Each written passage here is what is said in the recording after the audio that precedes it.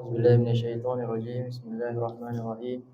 إن الحمد لله نحمده ونستعينه ونستغفره ونعوذ بالله من شرور أنفسنا ومن سيئات أعمالنا.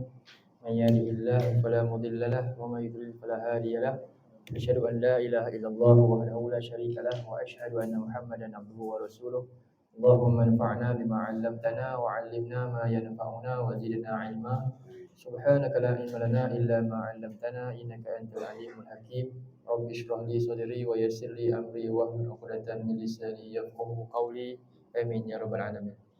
Alhamdulillah, syukur kita kepada Allah Subhanahu Wa Taala pada pagi ini dapat sama-sama kita kembali atas izin daripada Allah Subhanahu Wa Taala untuk menyambung Rasah Ramadan kita, di mana kita membincangkan tentang surah daripada surah-surah Hamim, iaitu surah Fussilat, dan meneroka sedikit sebanyak tentang bahasa Arab kaitan dengan kalimah-kalimah dan juga tata bahasa dia. Jadi ini kita sambung dari perbincangan semalam. Yang sebelumnya kita dah tengok beberapa jenis pembahagian Quran pada hari pertama. Pembahagian surah dalam Quran ada 4 jenis ni. Kemudian kita dah tengok kepada pembahagian pembuka surah, macam mana Allah buka surah, ada 10 cara.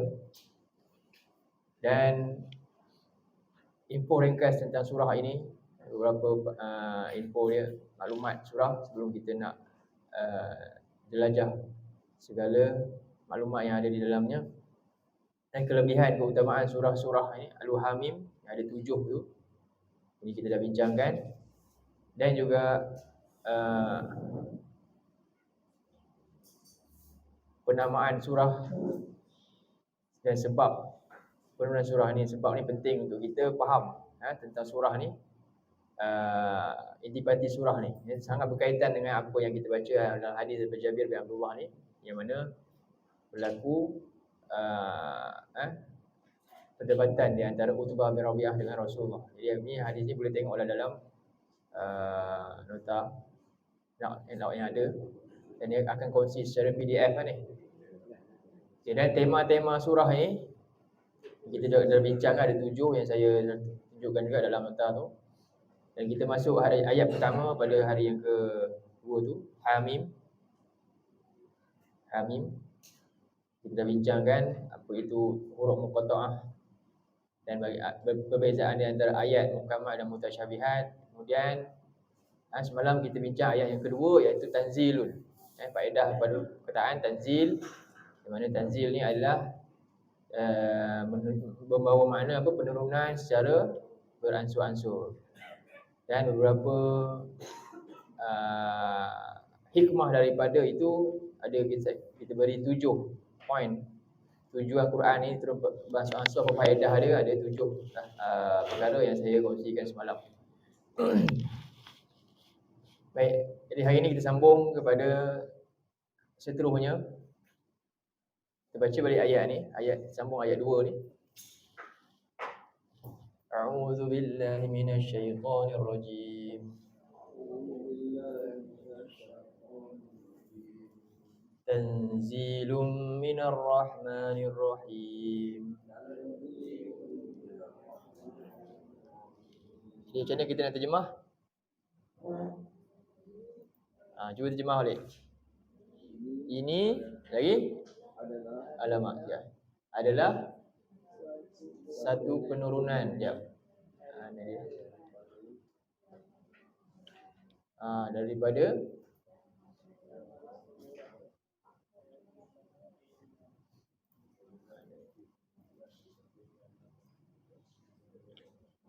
jadi ini adalah satu ataupun sebuah penurunan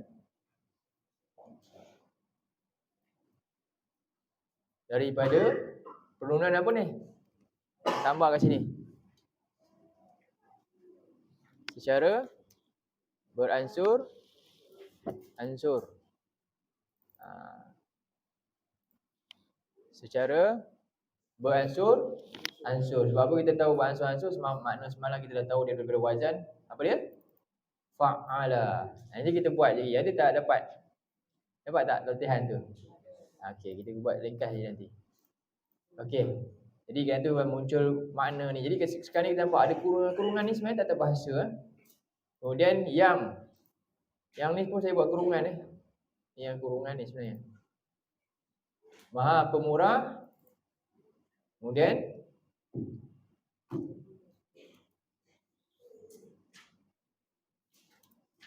Yang Maha Penyayang.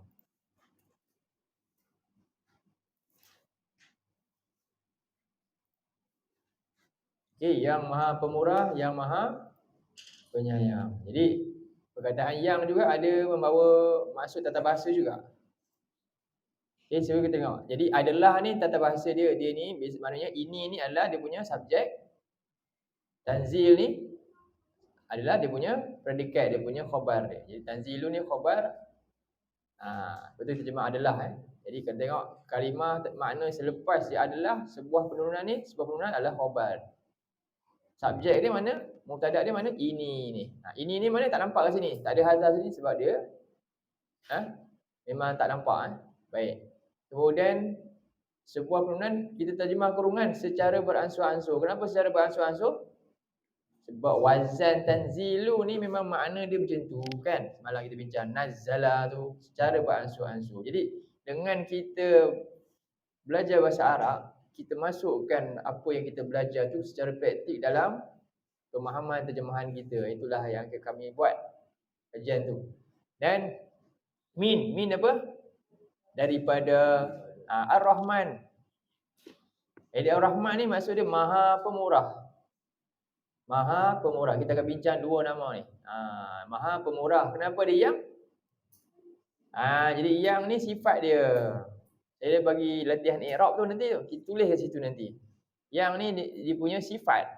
Jadi mana-mana kalimah dalam Quran kalau ada yang, kalau kita letak kurungan untuk standard siapa belajar dengan semarak Quran ni, kalimah yang kurungan semua maknanya kalimah tata bahasa tambahan dia. Bukan makna kalimah Ar-Rahman ni sendiri Ini kalimah ni adalah terhasil daripada dia punya i'rab dia.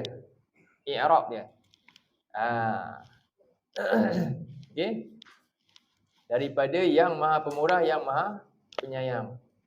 Jadi ini kita pun boleh kata dia sifat kepada Allah tu sendiri. Jadi sama lagi.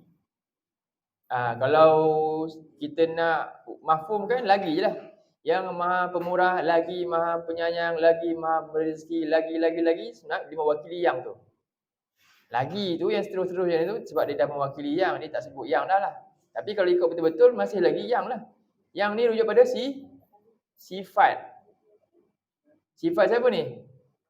Allah.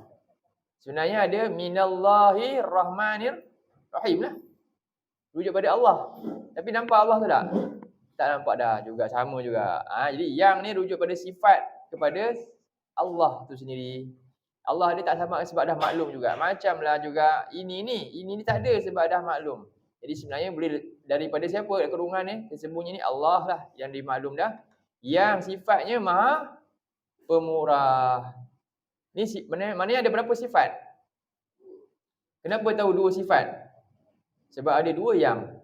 Macam tu je. Kenapa ada dua sifat? Tahu?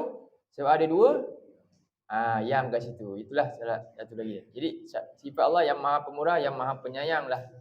Yang menurunkan Quran Baik.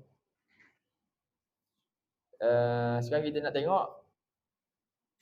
Semalam dah faham pasal penurunan tu, tanzil. Okay. Sekarang ni kita nak pergi kepada kefahaman makna Ar-Rahman dan Ar-Rahim tu pula hari ni.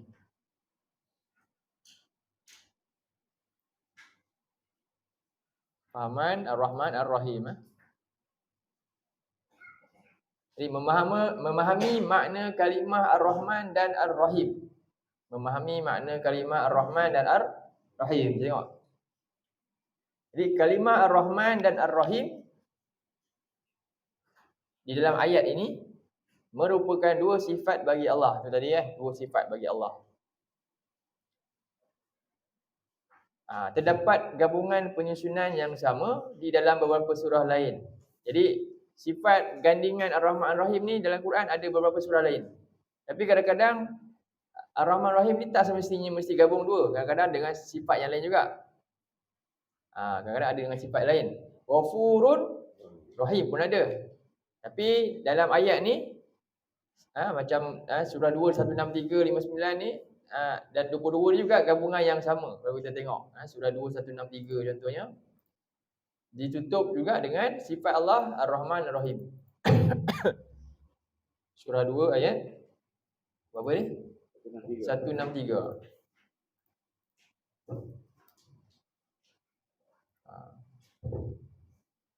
Kita tengok ayat ni. Wa ilahukum ilahu wahid.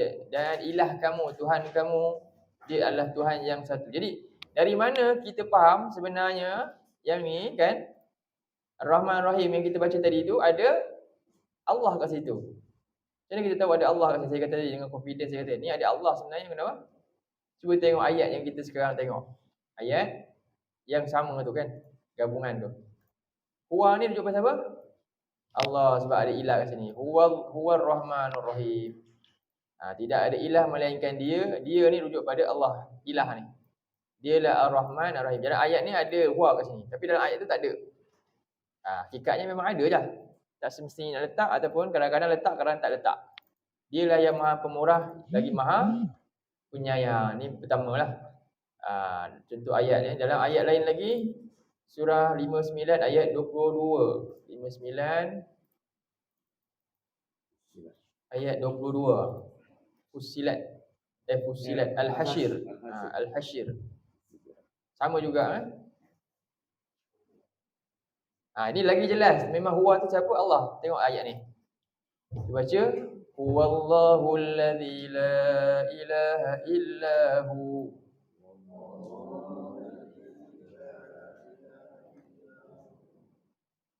Alimul ghaibi wasyahadah. Huwar Rahmanur Rahim. Dialah Allah. Iaitu siapa? Yang Tuhan yang tidak ada sembahan.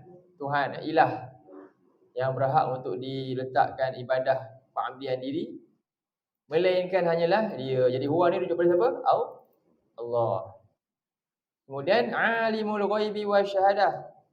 Jadi sama je sebenarnya apa? Huwallahu alladhi alimul ghaibi. Macam tu. Huwallah juga. Alladhi, sambung lagi, alimul ghaibi wasyahadah, yang Maha mengetahui yang ghaib dan yang nyata. Kemudian sama lagi. Huwallahu, sebenarnya huwar Rahmanur Rahim. Sama. Ar-Rahman dialah Maha Pemurah lagi Maha Penyayang. Jadi sebenarnya begitulah, ada huwa atau ada Allah dekat ayat yang kita baca itu. Tanzilum minallahi rahmanir rahim lah kalau ikutkan. Dan ini dua ayat contoh yang sama penyusunan dia. Baik. Dan bila Allah susun ayat ni di akhir dengan nama dia tu, mesti ada kaitan dengan dia punya cerita dia. Nama Allah yang letak kat setiap akhir ayat merupakan dia punya sebuah konklusi, kita kata, kesimpulan. Itulah kena ditadabbur nama tu. Baik, itu bahagian pertama. Kalimah Rahman ni sifat Allah yang Allah gabungkan. Baik. Yang kedua, poin kedua. Kedua-dua kalimah ini berasal daripada kata dasar yang sama. Jadi sebenarnya dia kalimah lain, tapi kata dasar dia sama. Macam semalam kita terjemah nazala kan. Nazala tu kan, bila tukar je wazan kan jadi, mana dia jadi tanzil lah. Tapi sebenarnya kata dasar dia semua sama, nazala tu. Sama juga dengan kalimah Ar-Rahman Ar-Rahim. Dia punya kata dasar sama, iaitu asal daripada perkataan Al-Rahmah. Asalnya daripada perkataan Ar-Rahmah. Apa makna Ar-Rahmah? Ar-Rahmah maknanya kasih sayang, belas kasihan. Semua berkaitan dengan sifat sayang, cinta dan sebagainya. Jadi asal daripada perkataan Ar-Rahmah. Jadi asal dia Rahimah. Rahimah. Ni fi'il madhi dia lah. Kemudian jadi yarhamu. Yarhamu. Dan kemudian jadi perkataan rahmah. Rahmah. Ni perkataan rahmah. Apa makna rahmah tadi? Belas kasihan boleh. Ataupun kita kata kasih sayang lah. Yang umum yang berkaitan dengan ni semua. Jadi daripada rahmah pecah lagi jadi dua sifat Allah. Satu nama dia Rahman. Kalau nak jadi kata nama khas, letaklah alif lam jadi Al-Rahman. Yang ni nak letak alif lam Al-Rahmah. Dia Ar-Rahman. Ar-Rahmanu. Kemudian yang kedua Ar-Rahimu. Dan tak ada penyusunan lain dalam Quran. Dia mesti kalau datang dua-dua nak susun, dia mesti mula dengan Ar-Rahman baru Ar-Rahim. Tak mungkin Ar-Rahim mendahului Ar-Rahman. Ini nombor satu, ini nombor dua. Jadi yang ni tak boleh mendahului ni. Dia datang ni dulu baru datang ni. Okey? Jadi wazan ni Ar-Rahman, Ar-Rahim ni, ini menunjukkan ini menunjukkan sirah disebut mubalaghah. Ni sirah mubalaghah ni. Maksudnya apa? Kata yang menunjuk berlebihan. Berlebihan. Kata nama yang menunjukkan benda yang berlebihan. Kita terjemah apa ni? Dia ni pemurah lah tak? Dia ni maha pemurah. Tak ada, memang sangat-sangat pemurah. Itu maksud dia. Mubalaghah menunjukkan keterlaluan. Kata yang berlebihan kita katalah. Lebih kurang makna dia macam tu. Menunjukkan benda yang berlebihan, terlalu sangat berlebihan, pemurah. Maha, sebab tu kita terjemah maha pemurah ataupun sangat-sangat pemurah. Yang kedua, Ar-Rahim juga sirah mubalaghah tapi dia lebih kepada sifat. Ni pun sifat juga. Yang berlebihan lah, sirah kepada sifat. Ini sifat musyabbahah.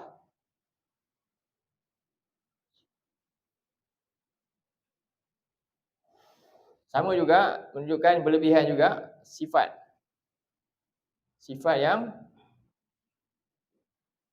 berlebihan jugalah.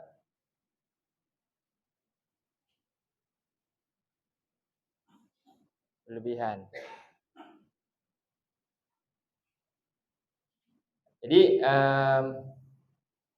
kita terjemah apa? Maha penyayang. Lebih kurang sama, beza dia nanti kita tengok apa beza Rahman dengan Rahim. Sedangkan daripada yang sama, apa beza dia?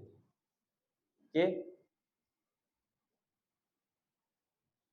Tapi beza dia yang ni kan, ni dua ni dia pecah daripada sini wazan ni je. Dia tak ada pula macam semalam. Kalau semalam kita terjemah nazala, dia punya isim dia jadi perkataan apa? Nuzul. Tapi kalau tambah wazan nazala, dia jadi apa? Tanzilun. Kalau tambah hamzah depan anzala, dia jadi wazan, dia jadi inzalun. Ini memang dia punya ru'ud asal dah berubah. Tapi ini tak. Ini ru'ud asal sama lagi ni. Tapi daripada sini dia boleh pecah kepada dua ni. Beza. Itu beza dia sikit. Beza dia kat situlah. Okey, jangan ini beza sebab imbuhan tambah, makna perkataan berubah. Tapi yang ni tak, perkataan sama, tapi dia boleh lahir dengan dua sifat yang berbeza ni. Ar-Rahman, Ar-Rahim. Okey.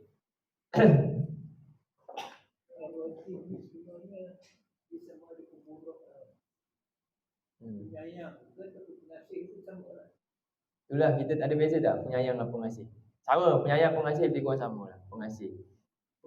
Ar-Rahman, cumanya bila kita tadabbur nanti baru kita faham kenapa kita kata pemurah.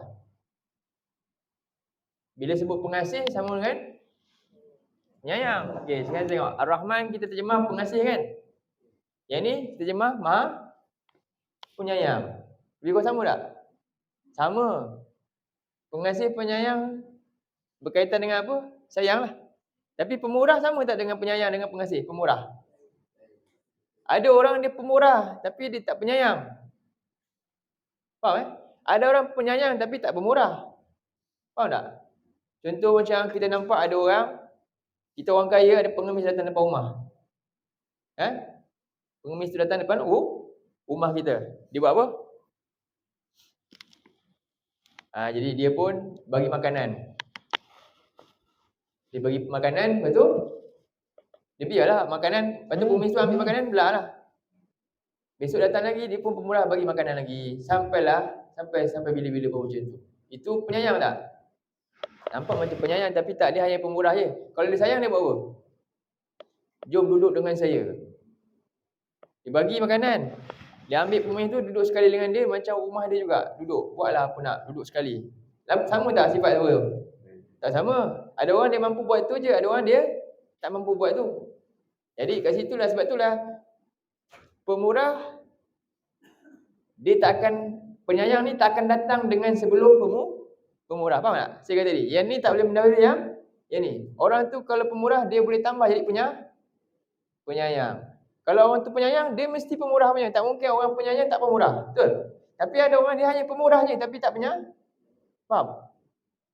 Faham tak? Jadi yang ni tak boleh mendahului yang ni. Nak sampai sini mesti ni dulu. Faham? Nak sampai sini mesti ni dulu. Tak mungkin dia sayang tapi tak pemurah, tak mungkin. Orang tu kalau sayang dia mesti senang bagi punya. Jelas tak?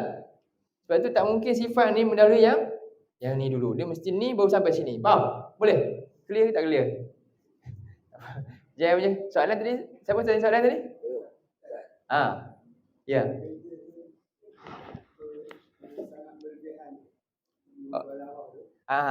Ini orang kata lebih kurang sama je lah. Dua-dua kita kata sifat jugalah je. Takut orang pening kan? Sifat dengan sirah ni, dia lebih kurang sama. Sifat ni dia daripada isim fa'il lah. Sirah ni bentuk. Bentuk dia mubalaghah. Bentuk dia tu menunjukkan mubalaghah ni apa? Bentuk yang melampau. Macam contoh Al-Qur. Ni Ar-Rahman fa'alan, wazan fa'alan lah. Fa'alan, alif nun. Tak apalah. Tak payah faham sangat yang ni. Cuma saya nak bagi tahu ni istilah je lah. Cuma yang kita nak tahu dah sifat dia apa? Jadi sebab tu kita terjemah pemurah penyayang. Change lah view tu.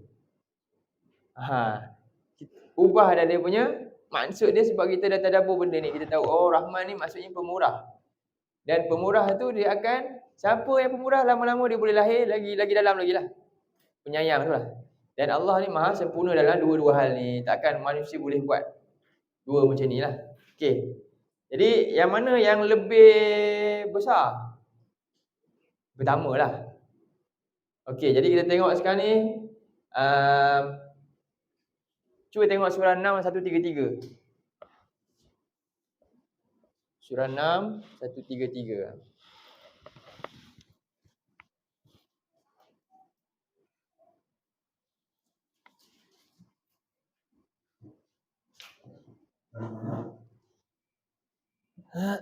Ni perkataan umum dia dulu. Ar-Rahman, Ar-Rahmah, asal daripada ni.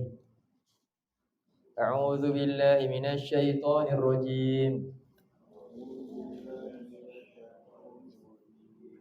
Wa rabbukal ghaniyyu dzur rahmah.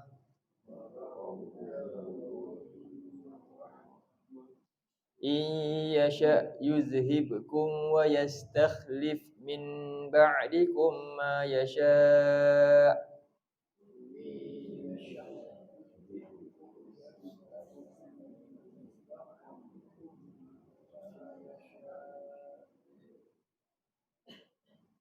kama ansha'akum min dzurriyyati qaumin akharin.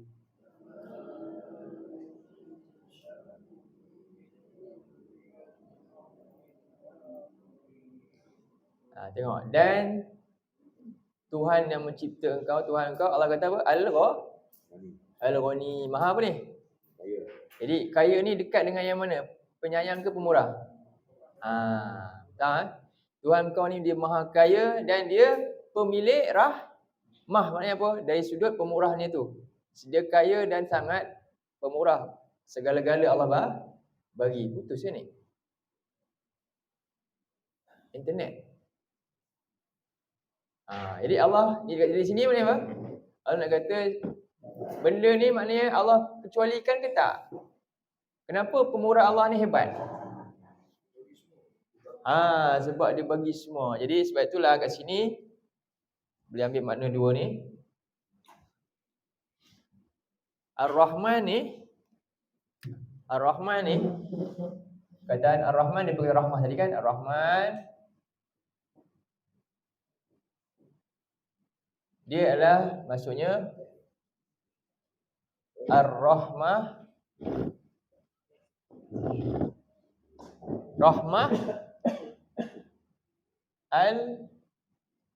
Al-Wasi'ah. Apa ni wasi'ah? Kasih sayang dia luas. Memang asal ni mana kasih sayang lah. Luas, pemurah lah. Yang kedua Ar-Rahmah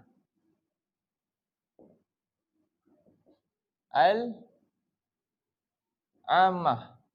Apa ni? Kasih sayang dia umum, semua dapat, tak ada kecuali. Kau jahat mana pun dapat semua.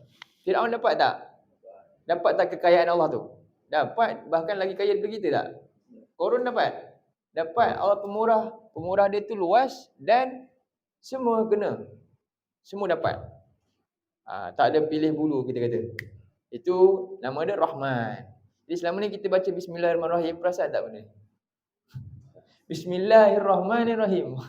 Kalau tak tahu tak perasan lah. Kalau kita khatam banyak kali pun, hari ni berapa kali nak khatam Quran? Silakan. Baguslah kalau boleh. Tapi rupa-rupanya Ar-Rahman pun tak tahu benda. Berapa banyak kalimah Ar-Rahman dalam Quran? Berapa ribu kali baca? Berapa kalimah dah baca? Agak-agak kalau kena tanya nanti boleh jawab tak? Quran Nabi kata dua je. Hujjatul laka au alaika. Kita bimbang. Quran ni hujah kita yang akan bela kita, siapa yang sahabat dengan dia, ataupun dia akan apa? Dakwah. Dakwah ini paling gerun sekali. Dan Nabi kata, Quran syafi'un musyafa'. Kalau dia dakwah, mahilun musaddaq. Kalau dia dakwah bukan dakwaan macam kes kat dunia ni. Dakwah boleh bantah habis, boleh pangkas je kan. Quran punya dakwah langsung tak boleh pangkas langsung dah. Memang habis punya. Siapa kena dakwah dengan Quran, dia pasti celaka. Cuba bayangkan, boleh main-main ke? Tak boleh main-main. Jadi dia akan, Nabi kata, syafi'an li ashab. Sahabat dia. Sahabat ni macam mana? Kalau sahabat, kawan masa senang ke? Masa senang dan susah. Lagi, dia lain jiwa ke sehati sejiwa? Dia mesti tahu kan jiwai Quran tu. Tapi tak, macam mana? Bukan, kita tak kena beza, kena tambah. Baik dah, terus semangat baca, tapi kena satu nilai yang kita bimbang. Saya takutlah saya kena tipu dengan syaitan. Rupanya tak dapat lagi, saya takut. Jadi kita nak faham dia. Tengok Ar-Rahman pun banyak lagi kan. Maksud dia dua ni. Rahman ni maksud dia kasih sayang yang luas dan juga kasih sayang yang umum. Jadi ni apa ni? Inilah kepemurahan Allah kepada seluruh alam dia. Surah berapa ni? 6. Dari tu apa? 1:33. Allah Maha Kaya dan Allah pemilik kepada seluruh makna pemurah. Tak ada yang macam ni. Kita kan kadang-kadang anak kita sendiri pun lah marah sikit je dah tak nak bagi dah. Belum orang lain lagi kan. Manusia dia memang macam itulah, dia ada had dia. Pemurah manusia ni Dia tak akan, dia ada had. Dia tak mungkin akan sempurna. So, itu kelemahan kita lah. Jadi Allah kata antara pemurah Allah yang paling besar sekali, yang mana Allah kaya. Bila sebut kaya maknanya apa? Bila sebut kaya maknanya dia boleh buat apa? Orang kaya ini dia boleh buat apa? Macam-macam dia boleh buat. Dia boleh beli, boleh apa saja. Kan? Jadi kalau Allah nak dengan kekayaan dia tu, kan? Allah nak hentam je orang-orang yang dia tak suka, boleh tak? Boleh je. Tapi Allah kata apa? Kalau dia nak, iyasya yuzhibkum. Dia boleh lenyapkan kamu je.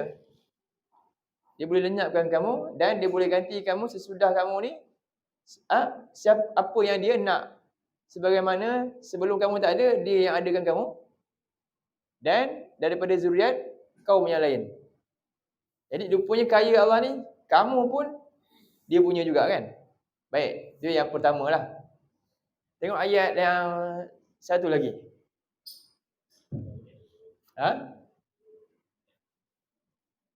Dah boleh dah?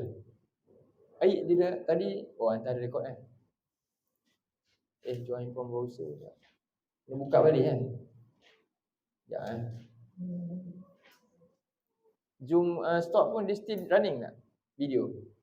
Ya? Takut terputus kan ni kan? Tak. Internet tak ada ni. Dewan. Tak dapat? No internet. Macam mana? Kalau tak pakai pun dia still video record kan? Ada kan? Okay. Cuma tak dapat yang share lah. Tengok kat skrin lah. Tak dapat masuk. Okay, tengok ayat surah 18 ayat 57. Puas. Ya, ayat 58. 58.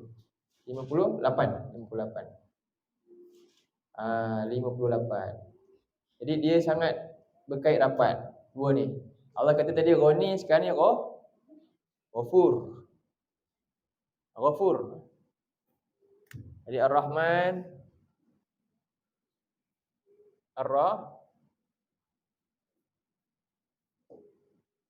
Ar-Rahim ni apa? Jadi Ar-Rahim dua juga. Ni tadi apa? Rahmat yang luas, rahmat yang umum. Okey.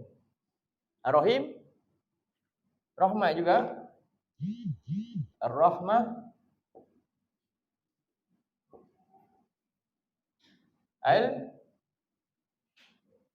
Al-Wasilah. Dan yang kedua, Ar-Rahmah lawan umum apa? Khassah. Ar-Rahmah Al-Wasilah, Ar-Rahmah Al-Khassah. Inilah surah 18 ayat berapa? 58. Tu kita baca ayat ni. A'udzubillahi minasyaitonirrajim. Wa rabbukal ghafuru dzur rahmah. Law yu'akhidhuhum bima kasabu la'ajjala lahumul 'adzab.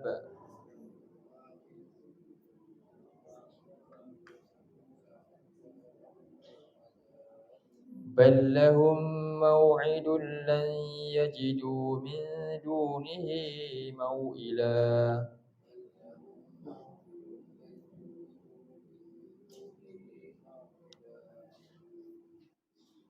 Dan Allah kata lagi, dan Tuhan kamu ni dia Maha. Tadi Ghani, sekarang ni Ghafur. Jadi sesuai dengan Ghafur ni mana apa? Buat salah pun tak apa, Allah mari sini. Allah kekal lagi, bersedia untuk ambil kita. Jadi yang ni lebih kepada ni. Jadi Ar-Rahim ni syarat dia apa? Ar-Rahman ni tak ada syarat. Buatlah apa, Allah tetap, Allah Maha Kaya, dia pemurah, dia tak ada pilih sesiapa pun, dia bagi semua. Tapi yang kedua ni, ini Rahmah Al-Wasilah. Allah nak ampunkan orang, semua orang ke? Semua orang. Tapi syarat dia apa? Syarat dia. Allah nak ampunkan Fir'aun kan? Tapi Fir'aun dapat diampunkan tak? Sebab tak penuhi syarat. Syarat dia apa? Allah hantar siapa kat Fir'aun? Kenapa Allah hantar Nabi Musa kat Fir'aun? Sebab syirik? Tak, kenapa? Yalah, syirik. Kenapa Allah hantar Nabi Musa kat Fir'aun? Nak bagi peluang supaya Fir'aun tahu? Ya, taubatlah bila sedar. Jadi, Musa tu peranan dia kat Fir'aun, apa dia? Peranan Allah hantar Nabi Musa ke Fir'aun tu untuk apa? Ni apa? Wasilah apa? Sambung hubungan. Untuk Musa ni sebagai hubungan, delegasi dia siapa?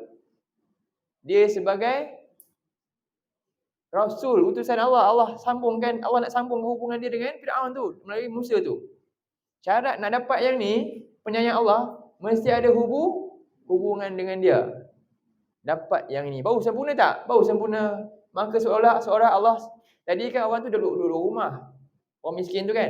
Sekarang ni tuan rumah tu tadi, dia mungkin ada hubungan dia buat apa? Dia tolong pula. Dia dapat sikit tapi orang ni kerja ke apa ke buat sesuatu sampailah orang ni timbullah siapa? Dia masuk dalam.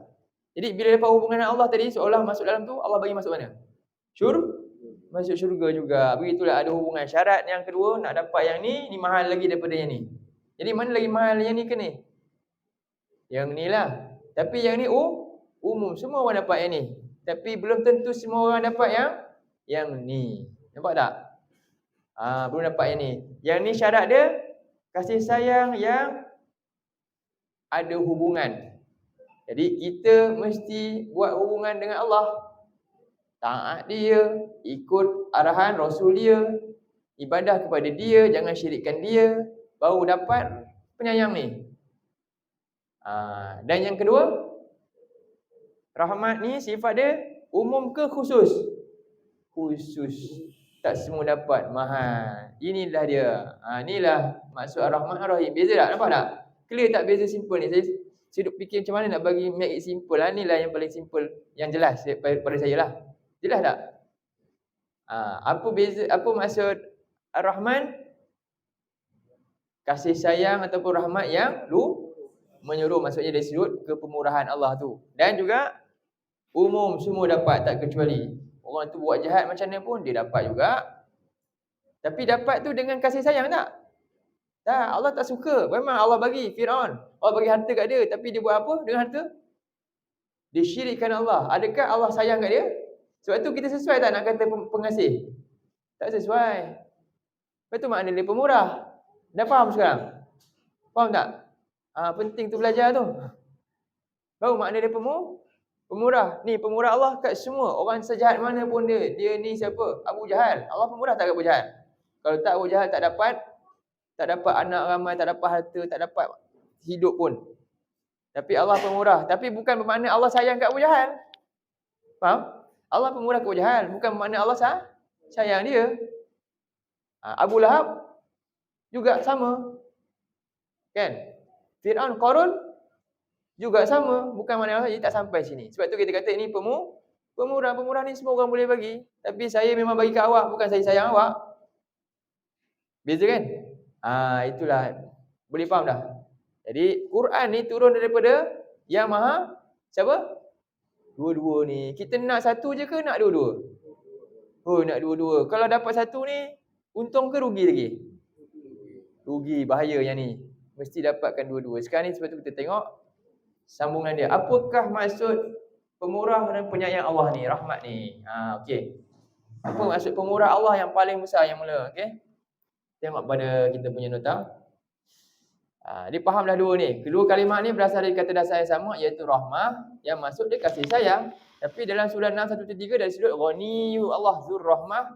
Yang kedua, Ghafurun Zur Rahmah. Allah nak ampunkan kita.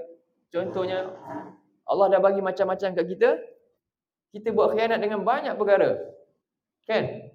Dan kita pun banyak kelemahan dalam nak uruskan apa yang Allah bagi. Betul tak? Kalau kita nak kata nak bayar semua, Allah bagi kat macam mana? Allah bagi kita apa? Allah bagi nafas. Kalau nak kira oksigen kat dalam hospital berapa kalau orang yang tak cukup nafas? Mahal lah satu gas tu. Oh, mahal tu. Tu kalau nak kira tu, dengan solat kita ni, yang entah tunggal langgang mana kan, agak-agak dapat masuk syurga ke? Kan? Dapat masuk syurga? Tak dapat kot. Ataupun nak kira dengan apa, sedekah kita banyak mana? Dapat tak? Lepas tu sahabat Nabi Abu Bakar pun, Abu Bakar orang yang paling banyak bersedekah. Dia perasan tak dia masuk syurga? Dia buat banyak kerja tapi tak perasan. Sebab dia tahu, dia kenal siapa Allah ni. Kita pula tak perasan apa-apa, rasa syok je. Malas-malas je. Sebab tak kenal. Lagi dalam dia kenal, lagilah dia hebat dalam amalan dia. Baik. Jadi, perkataan Ar-Rahman,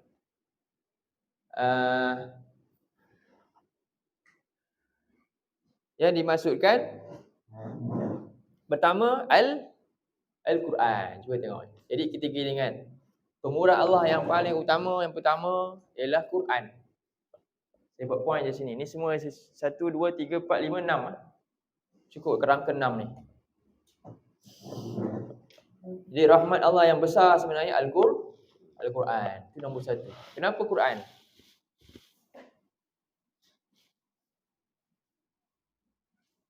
Jadi Quran ni lah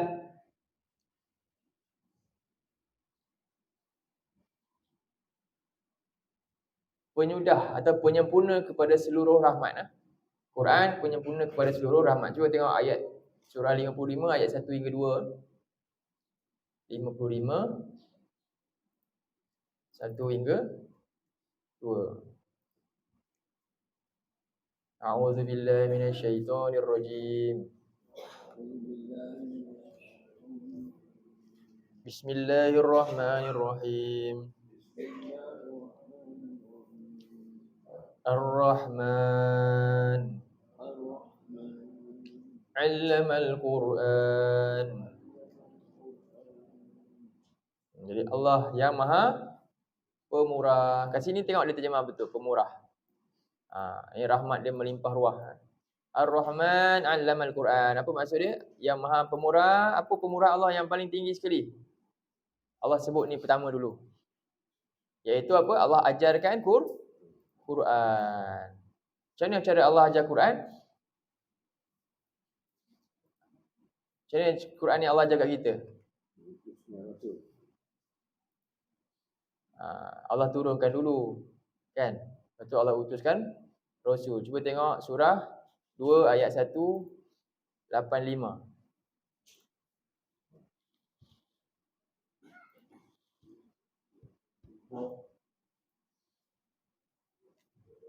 A'udzu billahi minasy syaithanir rajim.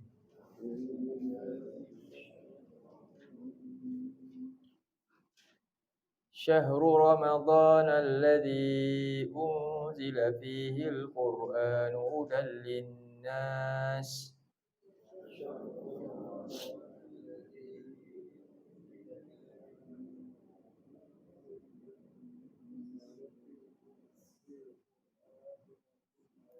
Hudan lin-nasi wa bayyinatin minal huda wal furqan.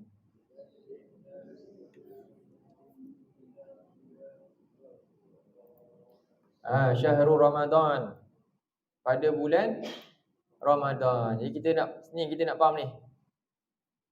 Bulan Ramadan.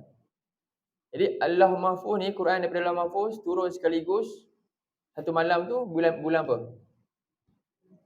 Bulan Ramadan. Okey, bulan Ramadan lah. Peristiwa ni berlaku bulan Ramadan, kita pun tak tahu. Sebab hari tu gaib, kita tak tahu lagi, tak sampai kita lagi. Sampai kat Batu Izzah. Batu Izzah pun kita tak tahu, langit dunia yang terdekat dengan dunia, kita pun tak tahu. Tapi Allah cuma dia beritahu apa? Melalui hadis ni, pada bulan Inna anzalnahu fi lail, itu Quran yang turun semua sekali di satu tempat tu, Baitul Izzah. Bila? Pada satu malam je. Sedangkan Quran bukan turun satu malam, Quran turun berapa malam? Kita tahu Quran turun 23 tahun. Yang masuk semalam ni mana? Yang sekaligus kat situ. Itu juga masa bulan Ramadan. Dua peristiwa ni berbeza Ini masa bulan Ramadan. Dalam kata kadar. Jadi malam tu dimuliakan kerana turunnya, permulaan turun ni Quran satu malam tersebut. Dan kemudian bermula juga Ramadan juga Jibril bawa turun Iqra bismi rabbikal ladzi khalaq. Dan selepas tu bulan-bulan lain pula lah, tak semesti bulan Ramadan. Jadi maksud faham permulaan turun Quran daripada Lauh Mahfuz tu ke Baitul Izzah, yang ini kita tak tahu sekaligus semua pada malam Lailatul Qadar, satu malam. Okey. Kemudian permulaan pula Jibril diperintah Allah untuk bawa 5 ayat pertama. Iqra bismi rabbikal ladzi khalaq kepada siapa? Rasul di muka bumi ni daripada Baitul Izzah tu pula bila? Bulan Ramadan juga. Mula-mula je bulan Ramadan, lepas tu macam-macam waktu lain pula lah. Jadi sebab itulah masuknya bulan Ramadan, 2 fasa lah tu kan. Satu bulan Ramadan sekaligus, satu bulan Ramadan permulaan, lepas tu dah selama 23 tahun terus Quran turun. Baik. Ya.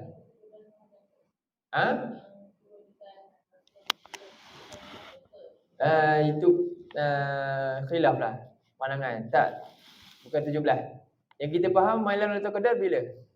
17 ke? Jadi adalah pandangan yang berbeza lah, bukan? Itu hanya pandangan-pandangan lah. 17 nuzul Quran kan? Nuzul Quran tu ada pandangan nuzul Quran tu 17 tu bila? Ketika Rasul dapat daripada Iqra bismi rabbikal ladzi wallahu a'lam lah, sebab itu kita tak tahu tarikh bila. Tapi yang pastinya Quran yang turunnya satu malam bila? Malam ganjil 10 akhir Ramadan. Apa pula 17? Itu benda yang kita dah memang confirm kan? Quran kerana turun Quran tu jadi apa? Nama dia? Lailatul Qadar. Bila Lailatul Qadar? Berapa? 10 akhir Ramadan. Nabi kata confirm dalam hadis lah. Yang itulah. Jadi yang 17 tu yang mana? Wallahu taala alam. Silap. Kita kena baca dalam pandangan, banyak pandangan. Ada kata 17 lah sebagainya. Jadi cuma kita ni nak gazetkan untuk peringat kan? 17 lah. 17 Ramadan. Untuk apa? Dah ada gazet sekarang ni, jadi kita teruskanlah benda tu. 17 Ramadan tu bukanlah permulaan turun Quran malam atau Qadar, bukan. Kemungkinan juga 17 tu apa? Ketika Nabi dapat wahyu. Wallahu taala alam. Itulah boleh baca dalam itulah. Ada artikel banyak tentang tu. Kena tengok ada dah bagi sumber-sumber dia dalam hadis-hadis. Semuanya dilalah tu berbeza. Dalil ada, tapi cara faham dalil tu tak sama. Kat situlah jadi macam-macam pandangan lah. Okey.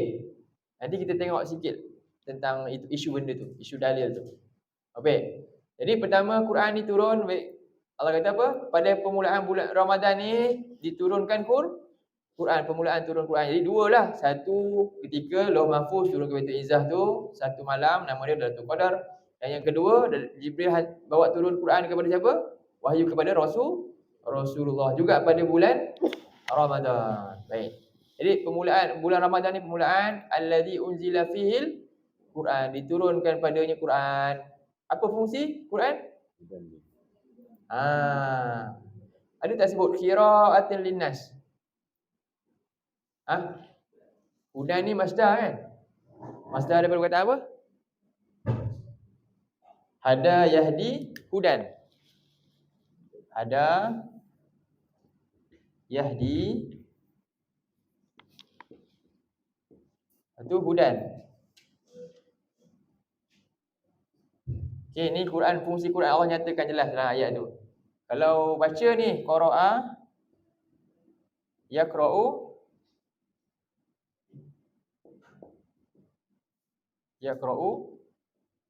kemudian qira'atan.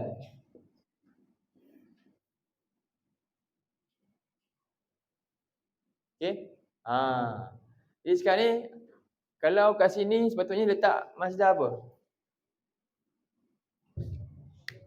Syahrul Ramadan allazi unzila fihil Quran qira'atan linnas lah.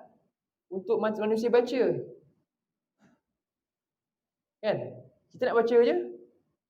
Fungsi Quran dia baca ke? Baca tu sebagai apa? Kenapa ayat wahyu pertama turun Iqra bismi rabbikal ladzi khalaq? Sedangkan dalam ayat ni Allah tak kata situ, Allah kata hudan linnas. Macam bercanggah je. Canggah ke tak canggah? Wahyu pertama suruh buat apa? Iqra, bacaan. Tak sebut Quran lah, Iqra' bismi rabbikal ladzi khalaq. Tapi sekarang ni dalam ayat ni, permulaan turun Quran, Allah kata fungsi Quran hudan linnas. Kenapa? Apa? Kenapa? Iaitu Iqra', qiraah baca. Yang ni petunjuk. Jadi rupanya baca Quran adalah medium untuk dapat hidayah. Tapi sekarang ni kita dah jadikan hidayah itu matlamat dia. Jalan nak sampai baca. Sekarang ni kita jadi matlamat apa? Matlamat dia baca. Dah salah tempat dah.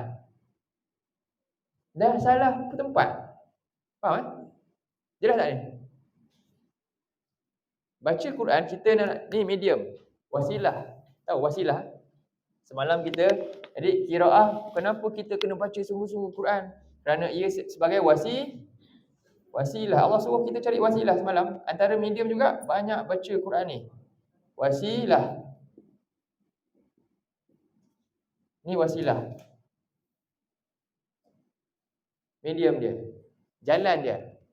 Untuk capai wasilah, jadi baca ni adalah wasilah untuk capai matlamat apa? Matlamat dia hidayah. Hudan ni matlamat dia hidayah. Tapi sekarang ni orang tak ambil dah untuk dapat sini dah. Orang fokus kat mana? Matlamat ni je. Sebab tu dia tak nak faham. Dia tak heran pun kalau tak faham. Sebab dia nampak matlamat dia, aku dah selesai baca, selesai habis. Betul ke macam tu? Faham macam tu? Kena betul ke ataupun biar je? Kena betul kan? Jadi kontradik ke tak kontradik sebenarnya wahyu ni? Tak. Kita yang tak faham. Memang Allah kata Iqra' baca. Untuk apa? Dapat hidayah. Baca Quran. Nak dapat hidayah kena faham dia. Jadi kena ingat jangan salah.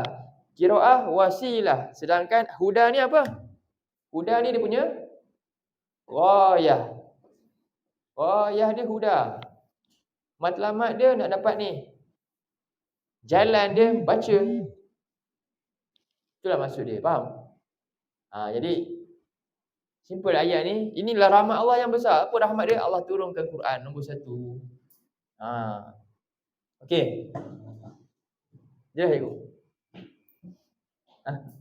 Clear je. Ada bantahan tak yang ni?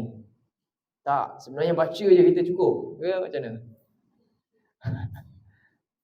Kena clear tu. Jadi Allah kata hudan linnas, bukan qira'atan linnas, bukan untuk baca manusia baca, untuk jadi hidayah kat semua manusia. Cumanya nak dapat hidayah kamu tak mungkin dapat melalui dengan jalan membacanya. Melalui dengan jalan apa? Membacanya. Itulah. Jadi wabayinat, dan lepas dapat hidayah dapat apa? Allah kata baru kamu jelas wabayinatin minal huda, dan penjelasan daripada keterangan tersebut. Bayanat, bayan ni maknanya iaitu lisan dan pendengaran. Disebut bayan maknanya keupayaan bercakap dan keupayaan menerima maklumat daripada yang dicakap tadi. Itu namanya bayan. Manusia boleh buat dapat tu.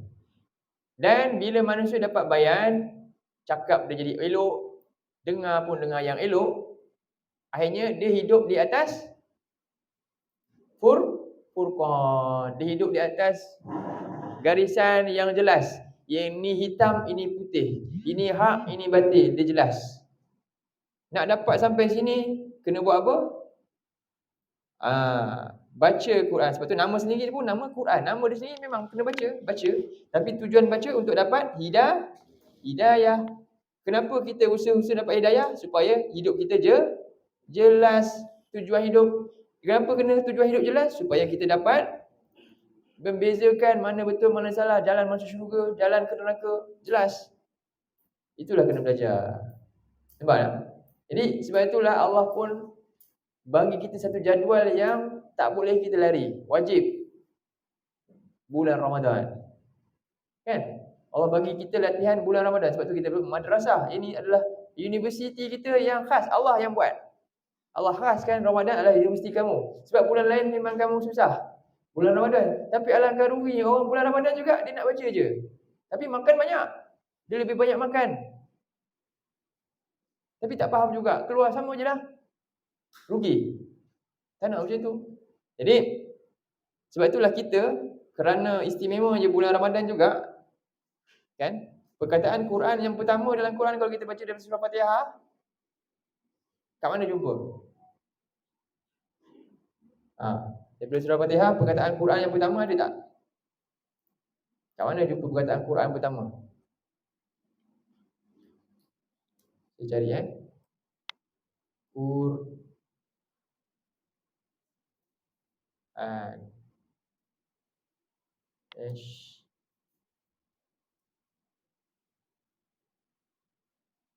Ayat berapa ni jumpa pertama?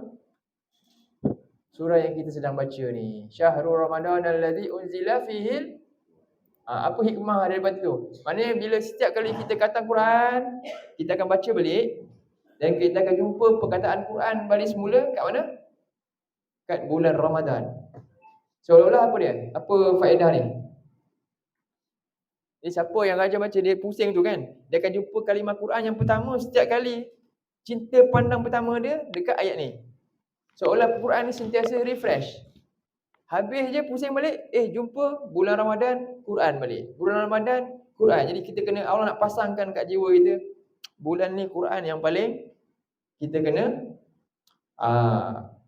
perdalam dia, majukan diri kita. Quran ni keluar je, dah tahu banyak benda dah lagi dengan Quran daripada sebelumnya. Itulah kita harapkan. Jadi, ni perkataan Quran pertama yang ada dalam Quran. Sebelum ni tak ada kalimah Quran, kecuali dalam ayat ni yang pertama, barulah banyak ayat lepas tu keluar Quran. Okey. Baik, jadi ini rahmat Allah yang paling utama, yang pertama, iaitu Al-Quran. Yang kedua, rahmat Allah yang kedua, yang besar, Ar-Rasul. Nabi yang Allah pilih, Nabi yang terpilih ni. Cuba tengok surah 2105. Sekejap. Jadi Al-Quran ni, kita tengok kat sifat yang kita buat ni supaya clear.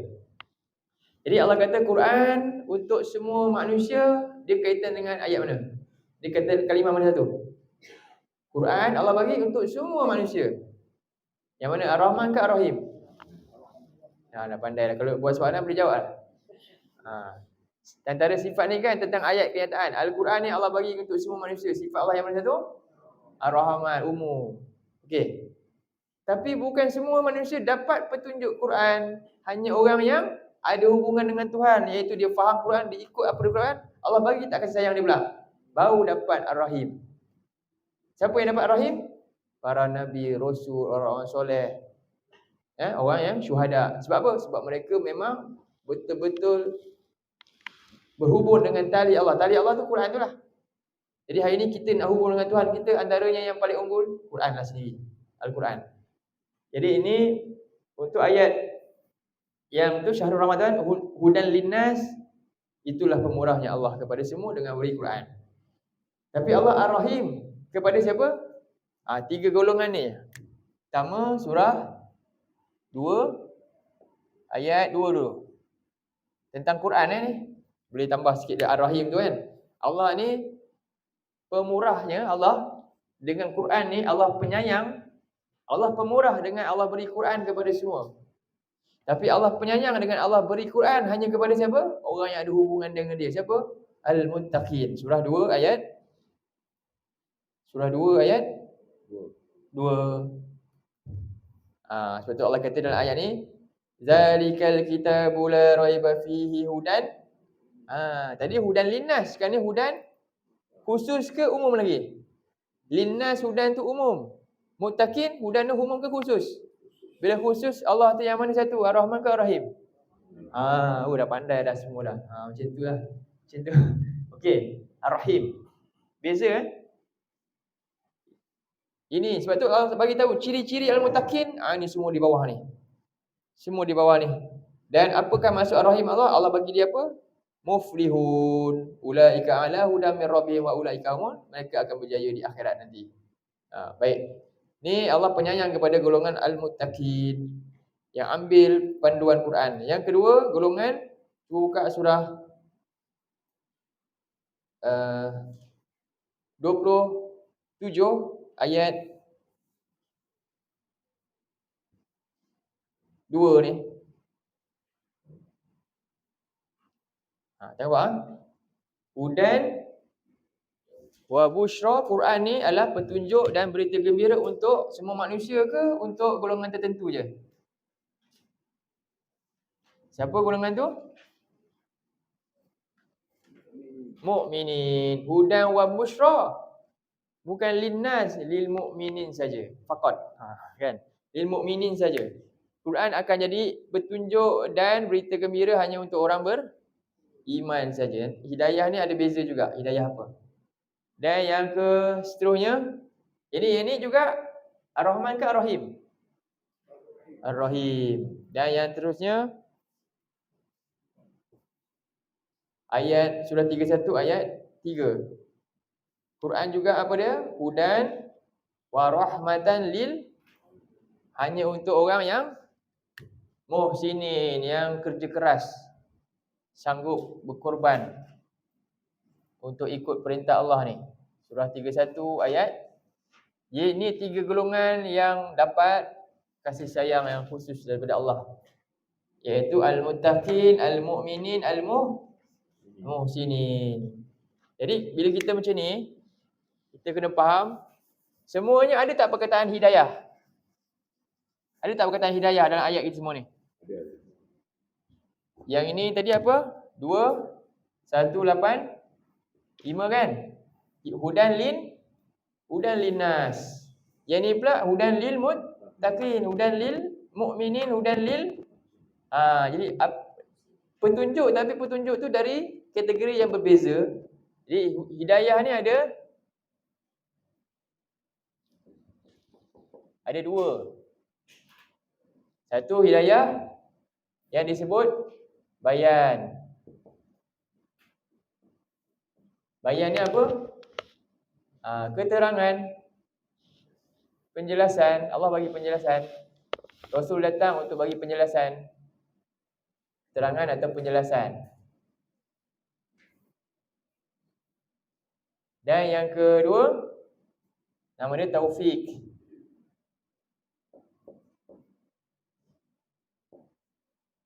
Taufik ni apa? Dorongan untuk melakukan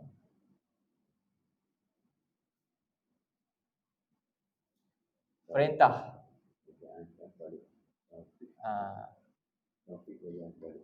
Apa dia? Taufik. Dorongan untuk melaksanakan perintah tu.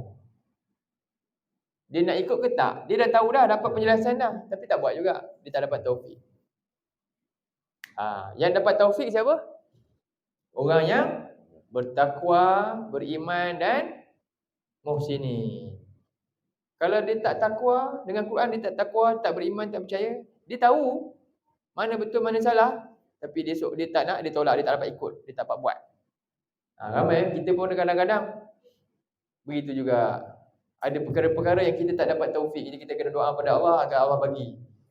Tahu benda ni bagus tapi tak buat juga. Tahu betul tapi tetap cari buat yang salah. Ini bahayalah. Jadi atas kelemahan manusia ni lah. Jadi rupanya nak dapat ni, kita perlukan kasih sayang Allah. Macam mana cari kasih sayang Allah? Wasilah, hubung dengan Allah. Baik. Ringkasnya gitu. Okey. Habis pertama, maksud Ar-Rahman tu, pemurah Allah itu ialah dari sudut nilai Allah turunkan Quran kepada semua manusia, pemurah kepada semua, namun hanya orang yang ikut Quran tu saja yang berusaha beriman dengannya, bertakwa dengannya, muhsin, yang dapat apa? Dapat kasih sayang Allah yang sempurna. Ar-Rahman Ar-Rahim. Kemudian yang kedua, rahmat Allah yang besar lagi, Allah utuskan Rasul. Ni dalam surah 2:105, dalil dia ni 2:105. Jadi Rasul ni kita nak buat soalan juga. Boleh nampak tak Ar-Rahman Ar-Rahim tu? Kesan yang saya ajar tadi semua boleh faham ke tak boleh faham? Saya tanya dalam ayat ni Okey. Kita baca ayat ni dulu. A'udzubillahi minasyaitonirrajim. ما يود الذين كفروا من أهل الكتاب ولا المشركين أن ينزل عليكم من خير من ربكم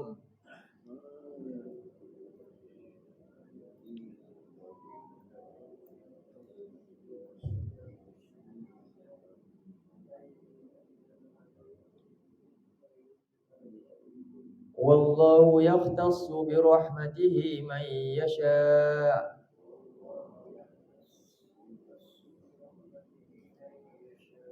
والله ذو الفضل العظيم.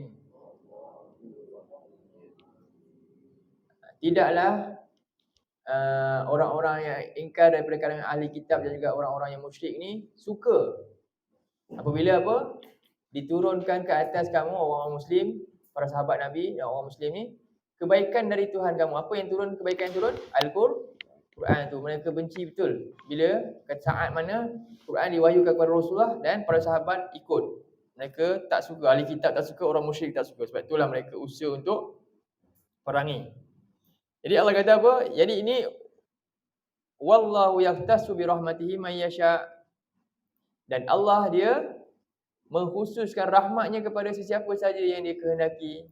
Wallahu dzul fadlil azim. Dan Allah adalah Maha pemilik kurniaan yang agung, kelebihan yang agung. Jadi kat sini Rasulullah dia dapat Ar-Rahman Ar-Rahim ke? Dia dapat apa? Rasul dapat Quran wahyu. Yang mana satu ni? Dua-dua ke salah satu ni? Bila Nabi Allah wahyukan Quran, dia dapat Rahim, Rahman, Rahim ke? Rahman saja ke? Rahim saja mana? Nabi dapat semua. Jadi rahmat yang khusus tu. Wallahu yahtassu. Yang mana? Yang ni. Kan? Khassah. Jadi Nabi SAW ni rahmat yang Allah khususkan, Allah pilih bagi dia untuk berikan Al-Quran ni. Jadi hal ni tidak disukai oleh siapa? Musuh-musuh, oleh syaitan dan juga pengikut-pengikut dia, iaitu dari kalangan orang ahli kitab musyrik dan musyrik ni. Jadi kat sini kita tengok rahmat Allah yang khusus. Allah Maha penyayang, Allah penyayang kepada Rasulullah dan Allah bagi dia ni Quran ni. Baik. Dan Nabi juga Nabi yang rahmah juga. Kepada siapa? Semua manusia, pada umat. Dalam surah 9128. Cuba tengok surah 9128.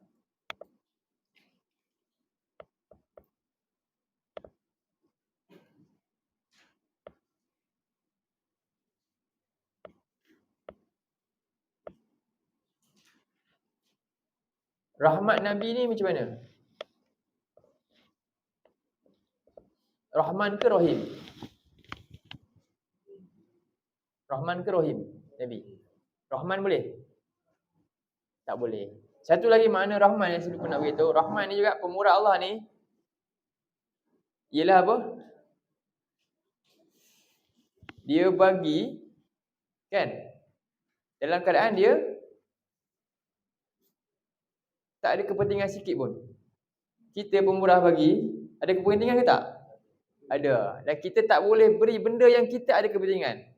Tak boleh juga.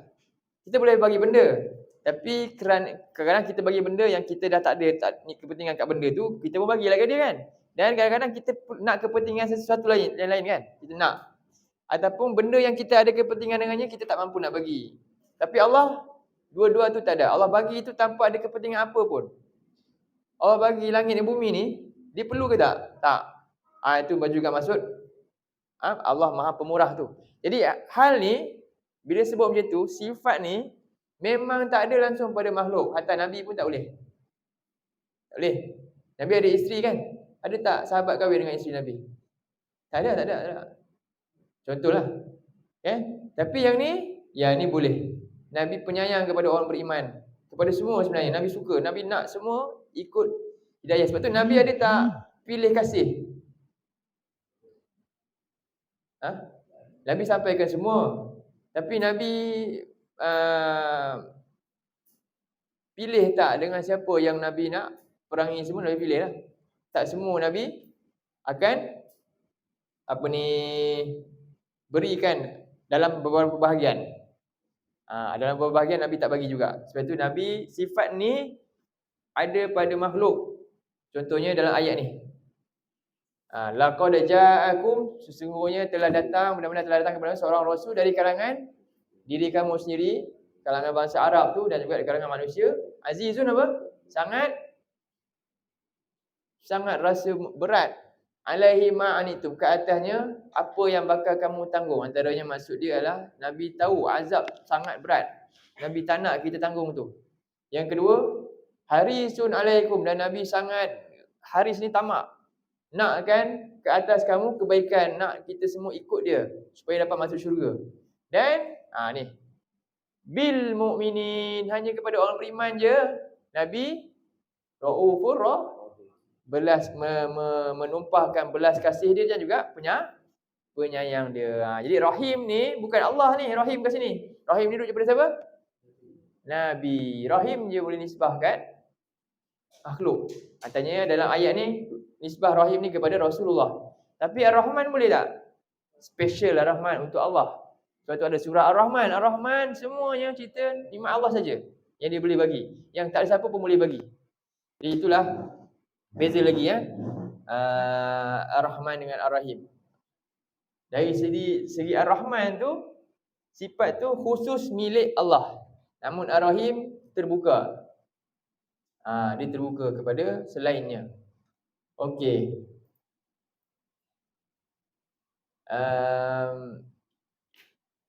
Dan rahmat Allah ni kepada seluruh manusia ni, tadi kita dah bincang ayat ni. Dan kepada seluruh alam. Cuba tengok surah 21 ayat 107.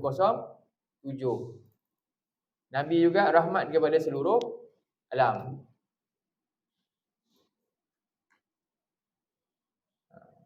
Dalam ayat ni Allah kata, "Wa ma arsalnaka illa rahmatan lil alamin."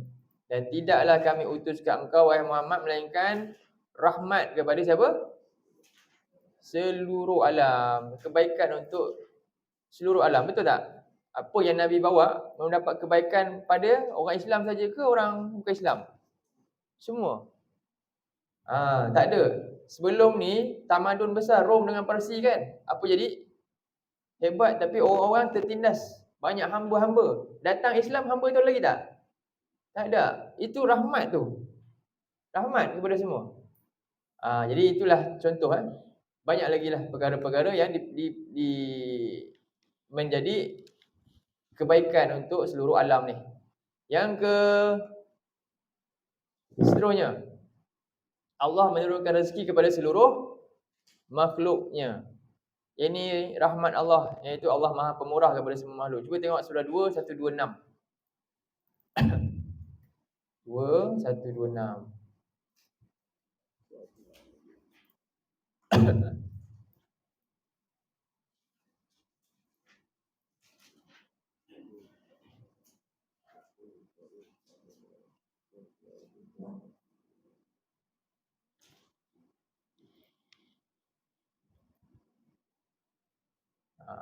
A'udzu billahi minasyaitonir rajim. Wa idz qala Ibrahim rabbi ij'al hadha baladan amina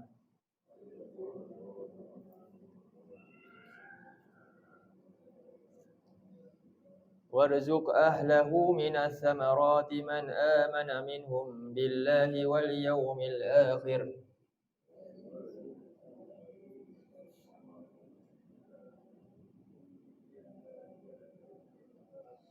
Qala wa man kafara fa umatti'uhu qalilan thumma attarruhu ila 'adzabin nari wa bi'sal masir.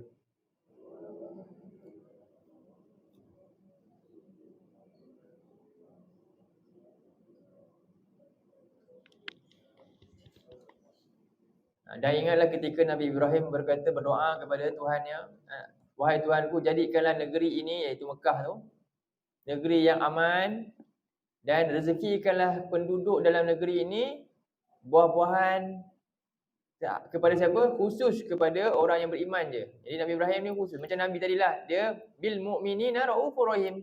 Nabi nak tumpahkan rasa sayang dia belah dia kepada orang beriman. Orang yang tak nak ikut dia, buat apa nak pergi? Itulah manusia. Tapi Allah semua tetap Allah bagi peluang. Jadi Nabi Ibrahim doa khusus untuk orang beriman je kat Mekah tu. Siapa beriman, ikut dia, dapat keamanan, dapat rezeki. Kalau yang lain tak dapat, kebuluh lah nanti. Boleh tak Allah buat macam tu? Boleh je, kebuluh kan. Tapi Allah kata apa? Kerana dia ni, jadi hal ni, doa ni, dia seolah dah langgar bahagian sifat Allah yang wajib ada pada Allah. Apa dia sifat Allah ni? Wajib. Dua ni. Allah dah claim diri dia apa dia? Allah kata, aku dua ni. Aku dua ni. Sebab tu Allah kata apa? Doa Nabi Ibrahim ni dimakbulkan ke tak? Dia makbul sebahagian dan tidak sebahagiannya. Sebab tu ada kat sini, dia kata, man amana minhum billah wal yaumil akhir. Siapa yang beriman dengan hari Allah dan hari akhirat, dia dapat keamanan dan dapat rezeki makanan. Dapat keamanan iaitu dalam hati, jiwa dia tenang, aman, dan dapat rezeki iaitu fizikal dia sihat. Rohani dan jasmani. Ini rohani, ini jasmani dia sihat. Lengkaplah ni doa dia sebenarnya. Dia minta. Tapi apa kata Allah? Qala. Ni, qala apa? Allah pun berfirman, wa man. Jadi kat sini sebenarnya wa ni adalah daripada sini ya. Sini tempat ni. Allah jawab. Allah jawab yang depan ni, yang ni dimakbulkan. Mana ni? Amnan. Yang ni Allah makbulkan. Bahagian apa dia? Keamanan dan rezeki kepada penduduk negeri daripada buah-buahan. Allah makbulkan yang ini. Kemudian wa man, tengok mana man sebelumnya? Man ni. Man amana billah sini. Wa man kafara, Allah jawab. Bukan man amana billah saja, tapi man kafara Allah kata. Dan kepada orang yang kafir pun aku bagi dia kesenangan, dia dapat juga, tapi kat dunia saja. Kemudian aku akan paksa kepada azab neraka, itulah seburuk tempat kembali. Jadi ini menunjukkan Allah ni maha pemurah kepada makhluknya kat dunia ni. Baik. Ringkasnya iaitu Allah bagi rezeki kepada semua makhluknya. Allah bagi alat makrifah, ni ayat ni alat makrifah. Dan juga pelbagai lagi iaitu lautan Allah jadikan sumber-sumbernya, inilah ayat ni. Dan pemurahnya Allah lagi, rahmatnya Allah ni mengampunkan seluruh hamba-hambanya. Dalam surah 39 ayat 53. Dan surah 39 ayat 53. Jadi tak ada siapa pun dikecualikan daripada Allah nak maafkan. Tak ada. Dia tak macam kita. Kita kadang-kadang tak ada maaf bagimu kan. Allah tak ada kecuali. Allah kata apa dalam ayat ni ya? Saya baca teruslah. Qul ya ibadiyalladzina asrafu ala anfusihim la taqnatu min rahmatillah. Jangan kamu putus asa daripada rahmat Allah. Innallaha yaghfiru dzunuba jami'an. Allah ampunkan seluruh dosa. Maksudnya dzunuba jami'an ni termasuk jami'an ni apa? Apa status orang tu, jahat dia macam mana, banyak ke sikit ke, semua tak peduli. Dosa dia tu dosa yang sangat dahsyat ke, semuanya Allah boleh ampunkan. Termasuklah dosa syirik, Allah boleh ampunkan. Syarat dia apa? Jangan putus asa daripada rahmat Allah. Cari keampunan Allah sekarang. Bukan masa dah mati, tak. Mati tak boleh buat apa dah. Ni masih hidup maksudnya. Allah ampunkan dosa semua. Jika dia hidup lagi pun, jahat mana pun dia, kalau dia minta ampun, Allah ampunkan. Itu rahmat. Satu lagi. Yang seterusnya, Allah menangguhkan azab. Kalau nak, Allah boleh bagi. Yang ini dalam dalil ni. Dan yang terakhir, menggandakan pahala dan hapuskan dosa. Orang tu buat dosa besar, lalu dia minta ampun kepada Allah. Contohnya surah 25 ayat 70 ni. Allah gantikan dosa besar itu kepada pahala pula. 25 ayat 70. Tengok ayat ni. Orang ni buat dosa besar. Apa dosa dia? Dosa dia ni, buat syirik kepada Allah, menyeru kepada bersama Allah selain daripada Allah. Kemudian membunuh manusia yang Allah haramkan untuk dibunuh tanpa hak, dan juga berzina. 3 dosa besar. Syirik, bunuh, zina. Syirik, membunuh, berzina. Allah akan gandakan pahala dia. Pahala dia sangat besar. Ini dosa besar. Dan kekal dalam neraka. Ini asal dia. Tapi Allah kata apa? Ayat 70 ni. Kecuali orang yang inilah syarat nak dapat rahmat Allah. Taubat. Jadi ini bila taubat tu nama dia apa? Taubat ni kita sedang cari nama Allah yang ni ke yang ni? Bila kita taubat, kita sedang mengejar yang ni ke yang ni? Yang ni. Sebab kita ada sedang hubung. Taubat hubung dengan diri Allah, taubat. Yang ni baru dapat yang ni. Kita semua dapat ni, memang dapat. Orang kafir pun dapat, semua dapat. Yang ni khusus, kena minta, kena cari. Antaranya taubat. Sebab itulah Allah kata, kecuali orang yang taubat. Sebab ni kan sifat yang khusus. Aku nak bagi yang ni, syarat dia kamu silakan taubat. Itu illa man taba dan buat amal soleh. Ingat tu, ini syarat nak dapat rahmat rahimnya Allah tu ialah bertaubat, beriman dan beramal soleh. Maka inilah orang ni akan dapat apa? Yubaddilullahu sayyi'atihim hasanat. Allah gantikan dosa-dosa dia tadi dengan kebaikan-kebaikan yang banyak. Dosa dia banyak, Allah kata hasanat banyak juga. Sama. Dan Allah itu Maha Pengampun lagi Maha nampak? Rahim. Jadi kat sini merujuk pada Ar-Rahim. Jadi setiap ayat tu kita boleh tengok sebenarnya sifat Allah semua sifat Allah yang lain kan adalah dalam ruang lingkup sifat yang ni je sebenarnya. Sifat Allah banyak kan? Allah Maha. Semua tu adalah dalam skop sebenarnya. Inilah yang utama. Sifat paling utama Ar-Rahman ni. Rahmatlah. Dalam ni semualah. Jadi seterusnya dan Allah hapuskan dosa. Baik. Jadi tengok daripada hadis daripada Abu Hurairah ni. Ini Sahih Muslim Nabi kata, Nabi SAW bersabda, Inna lillahi mi'ata rahmah. Jadi sesungguhnya Allah ini ada 100 rahmat. Anzala minha rahmatan wahidah. Allah turunkan daripadanya 100 tu satu rahmat. Kat mana? Kat dunia. Bainal jin wal ins wal bahaim wal hawam. Yang mana rahmat satu ni tersebar di antara jin, manusia, haiwan besar dan makhluk yang mikro, yang kecil. Fabiha, maka disebabkan satu rahmat itu yata'atafuna wa biha wa yatarahamuna wa biha ta'tiful wahsyu ala waladiha wa akharallahu tis'an wa tis'ina rahmatan yarhamu biha ibadahu yaumal qiyamah. Maka disebabkan satu rahmat itu, maka apa? Mereka saling memerlukan, saling bergantung. Dan disebabkannya mereka saling berkasih belas. Dan disebabkannya seekor haiwan buas menyayangi anak dia. Ular pun dia terkenal anak dia kan, dia tak makan. Dan Allah menangguhkan 99 rahmat di akhirat. Dia akan memberikannya kepada hamba-hamba yang terpilih pada hari kiamat. Jadi rahmat Allah ni, Rahman kat dunia, Rahim tu dunia dan akhirat. Okey. Yang ini kat dunia semua dapat. Kat akhirat tak ada dah. Tak ada dah. Dah masuk yang mana? Hanya tinggal yang ni aja, Rahim. Dekat akhirat siapa dah masuk syurga? Hanya orang beriman je. Kan? Jadi Ar-Rahim ni kat dunia dia tak penyayang Allah. Allah beri kat siapa tadi? Orang beriman dengan beri taufik kat dia. Manakala Ar-Rahim Allah dekat akhirat nanti Allah bagi dia syurga dan selamat daripada azab. Jadi Ar-Rahim ni dua-dua. Kat dunia Allah penyayang, tanda dia apa? Tu tanda dia Allah berikan hidayah kepada seorang tu. Itu tanda Allah sayangi dia. Seterusnya dalam hadis satu lagi ni, saya baca terjemahan terus.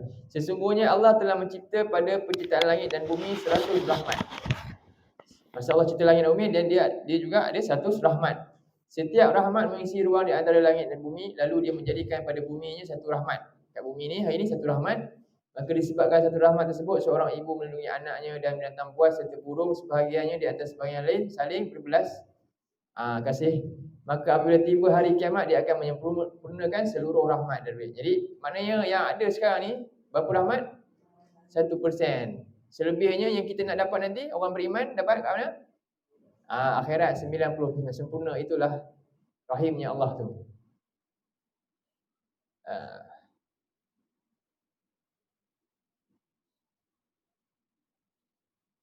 Jadi perbezaan dia satu rahmat kat dunia dengan akhirat ni macam hadis ni lah.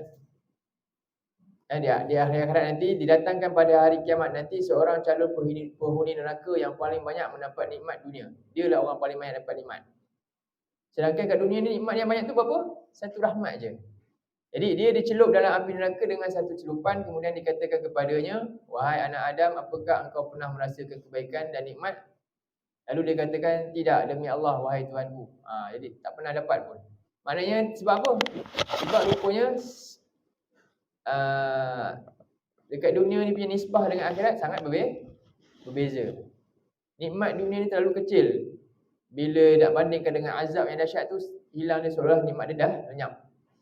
Dan didatangkan seorang calon penghuni syurga yang paling berada dalam kesepitan ketika dunia, dia paling sengsara sekali. Ia dicelup dalam syurga dengan satu celupan, kemudian dikatakan kepadanya, wahai anak Adam, apakah engkau pernah merasakan kesepitan dan kesengsaraan? Jadi nikmat yang dalam syurga yang dicelup tadi tu hilangkan segala bentuk sengsara yang dia pernah hadapi dulu, lupa dah. Maknanya nikmat terlalu besar dalam syurga. Lalu dia berkata, tidak, demi Allah, wahai Tuhanku, aku tidak pernah merasakan kesempitan dan aku tak pernah melihat kesengsaraan sedikit pun. Ini adalah hadis gambaran tentang perbandingan nikmat di dunia dan akhirat, azab dunia dan akhirat. Okay. Jadi ringkasnya perbezaan di antara Rahman dan Rahim. Okay. Ar-Rahman bermaksud yang maha pemurah pada seluruh makhluknya di dunia. Manakala Ar-Rahim bermaksud yang maha pemenyayang kepada orang-orang yang beriman, bertakwa dan ihsan yang kita bincang tadi. Kasih sayang yang terbuka luas kepada siapa saja dan bersifat umum. Kasih sayang tertutup kepada hubungan tertentu untuk orang beriman ni dan bersifat khusus. Dan Ar-Rahman ni apa? Di dunia secara umum, namun di akhirat jadi khusus, jadi Ar-Rahim dah. Dekat akhirat tak dapat macam Ar-Rahman pemurah Allah ni. Tak semua orang dapat syurga. Kan?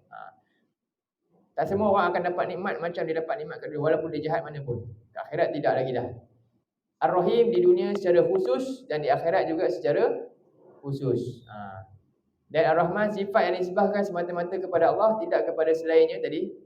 Sedangkan Ar-Rahim sifat yang disebahkan kepada Allah dan disebahkan kepada selain daripada Allah. Inilah maksud Ar-Rahman Ar-Rahim. Baik, habis kat situ. Jadi kita tengok sikit tentang sempat. Okey. Ilmu nahwu sikit saya share ni. Diharapkan lepas keluar ni ada semangat nak belajar bahasa Arab. Boleh? Cikgu Razli boleh? Semangat. Kita nak ni Cikgu Roslat. Boleh? Kepentingan mempelajari ilmu nahwu. Pertama, apa tujuan nak belajar ni? Untuk memahami dua sumber agama Islam yang paling utama. Ia memerlukan dalil daripada Quran dan Sunnah. Tengok. Jadi Quran dan Sunnah ni sumber utama kita. Dan daripada Quran Sunnah ni kita nak apa tujuannya? Nak dalil lah. Amalan ni berdasarkan dalil. Nabi suruh buat ni, kita buat dan sebagainya. Dalil. Tapi ingat, dalil saja tak cukup. Pertama dalil, amalan dalil kan. Dia ada satu lagi, nama dia apa? Dalalah. Dalalah ni apa? Cara faham dalil tu macam mana. Jadi apa masalah yang timbul bila manusia salah faham ni? Berapa masalah? Terdapat dalil yang sama namun pemahaman dia beza. Antaranya sebab nahwu salah lah. Seperti perbezaan pandangan mazhab dalam masalah usul hukum fiqh pun dah gaduh habis lah. Kan? Contohnya dalil wudu. Cuba tengok surah 5 ayat 6. Jadi qiraat Hafs yang kita baca dia arjulakum. Arjulakum dengan mempatahkan lam. Manakala qiraat lain baca arjulikum dengan kasrah lam. Cuba tengok surah 5 ayat 6. 5 ayat 6.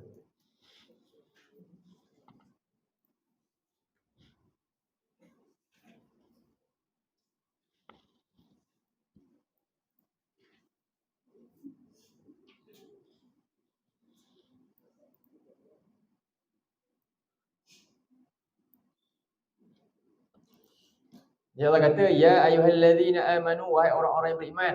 Boleh perhatikan idza qumtum ila solah, bila kamu bangun nak solat, Allah kata apa? Faghsilu wujuhakum. Basuh muka, bukan sapu basuh muka. Irsal ni macam ghusal ni basuh membasuh, bukannya sapu. Faghsilu wujuhakum, basuhlah muka kamu. Wa aydiyakum, dan juga tangan kamu, kedua tangan kamu. Ila al-marafiq, sampailah ke siku sini. Kemudian nampak tengok ni perkataan faghsilu wujuha. Bari patah Wa aidi kum. Tengok belakang ni semua kum. Sebelum kum semua bari apa ni? Atas. Ni bari apa? Atas. Ila al-marafiq. Kemudian wamsahu, dan wamsah ni tak sama dengan irsal. Irsal tadi basuh, imsah sapu. Ni baru sapu, ambil air sapu je, bukan banyak air. Jadi, dan sapulah apa? Ruusi apa? Kepala kamu ni, kepala. Dia tak sebut rambut sebenarnya. Sebab itulah penangan wuduk tu sapu rambut ni. Bukan cukup 3 ni lah, tapi dalam mazhab adalah macam tu. Itu yang paling minimal 3 rambut ni kan. Tapi sebenarnya boleh buat seluruh kepala ni, tapi bukannya air banyak macam mandi tu. Ambil air tu, renjis, sapu kepala. Sapu kepala itu. Kepala baris mana? Baris bawah. Okey, tadi wujud wajah dengan tangan baris apa? Menunjukkan wajah dengan tangan ni dibasuh. Sekarang ni yang sapu kepala bukan basuh, sapu je. Jangan basuh juga macam basuh tu, ambil air banyak. Sapu je. Tak payah banyak air.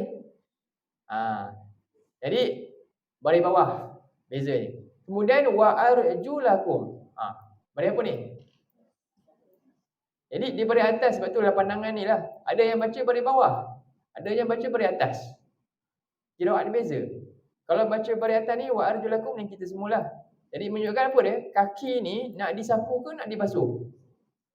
Kaki ni nak disapu ke nak dibasuh? Kenapa basuh? Sebab baris atas. Baris atas ikut siapa? Ikut wajah dengan tangan. Tengok baris atas ni. Wujuhakum, aydiyakum, arjulakum. Dengan baris je. Tapi ada pandangan kaki sapu je. Sebab kira lain dibaca baris bawah sama dengan kepala kan sapu. Ruusi, arjuli. Itulah di pandangan beza tu. Di pandangan kaki tak payah basuh, kaki sapu je. Yang nak basuh apa? Kepala dengan muka dengan tangan. Rambut sapu, kaki sapu. Tapi kita kaki basuh, kita baca baris atas. Inilah penting belajar nahwu tu, faham kat situ. Nampak tak? Ini perbezaan bacaan tu dah jadi makna yang berbeza, pemahaman dalam amalan pun berbeza. Jeruh saja. Jeruh. Maksudnya basuh ni kena gosoklah sikit, ya resal ni dia menggosoklah sikit. Jadi aplangan kaki gosok, sapu je. Macam buat sapu rambut tadi, sapu je. Tapi kita taklah, kita basuh, kan? Ni pentingnya belajar. Ni contoh satu kenapa pentingnya belajar bahasa Arab ni. Tapi kita nak faham Quran ni. Contoh di kepentingan belajar ilmu nahwu. Yang kedua, kenapa kepentingan mempelajari ilmu nahwu? Kenapa? Kerana apa? Timbul banyak kesalahan dari golongan non-Arab. Dari sudut bacaan, disebabkan perubahan baris tu. Contoh kesalahan besar ni. Surah At-Taubah surah 9 ayat 3.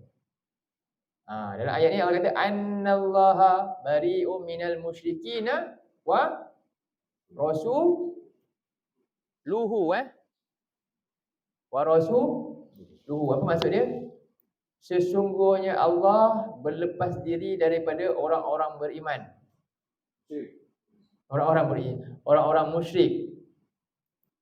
Dan ni mana? Dan Rasul juga berlepas diri daripada orang-orang musyrik sebenarnya. Dan Rasulnya juga berlepas diri daripada orang musyrik. Bila baca baris dhammah kan, sama dengan baris ni, baris dhammah ni ni mubtada lah. Maka maknanya apa? Maksud dia kita faham Allah dan Rasul berlepas diri daripada orang musyrik. Okey. Tapi ada yang baca baris bawah. Memang ada baca baris bawah. Jadi bila baca baris bawah, annallaha bari'um minal musyrikina wa rasuluhu, Lihi maksudnya apa? Allah berlepas diri daripada orang musyrik dan Allah juga berlepas diri daripada Rasul. Makna dia tu kesalahan dia besar ke kecil? Besar kecil? Besar kesalahan dia, dah salah pula dah. Orang musyrik dengan Rasul sama je. Allah, dua-dua Allah tak peduli. Dia macam tu. Salah. Sebab apa salah? Baris dia salah. Baris dia salah. Jadi pentingnya kita hal ni, peristiwa ni berlaku semasa zaman Umar Al-Khattab. Timbul benda ni dah. Jadi zaman Umar tu yang mana sahabat ni hebat, dalam negeri pun tak ramai lagi kan, pun berlaku kesalahan. Zaman kita lagilah tak faham dengan apa macam-macam lagi dah. Kan? Cumanya ada tadwinul Quran menyelamatkan banyak keadaan. Apa dia tadwin? Ketika mana baris dah ditulis. Masa zaman ni tak ada baris. Macam mana dia orang salah? Apalah dia orang ni? Saya lagi pandai, saya baca elok je. Yalah kamu ada baris, masa zaman ni tak ada baris. Faham Masa zaman ni belum lagi tadwin tu, belum proses baris Quran macam hari kita sekarang. Jadi mudah dah.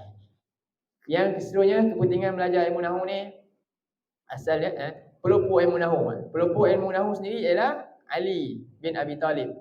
Beliau mengarahkan Abu Al-Aswad Abu Ali untuk buat silibus nahwu. Jadi ilmu nahwu ni bukan ilmu yang orang kata macam ilmu terbaru ni, tak. Ini adalah termasuk bahagian agama kita.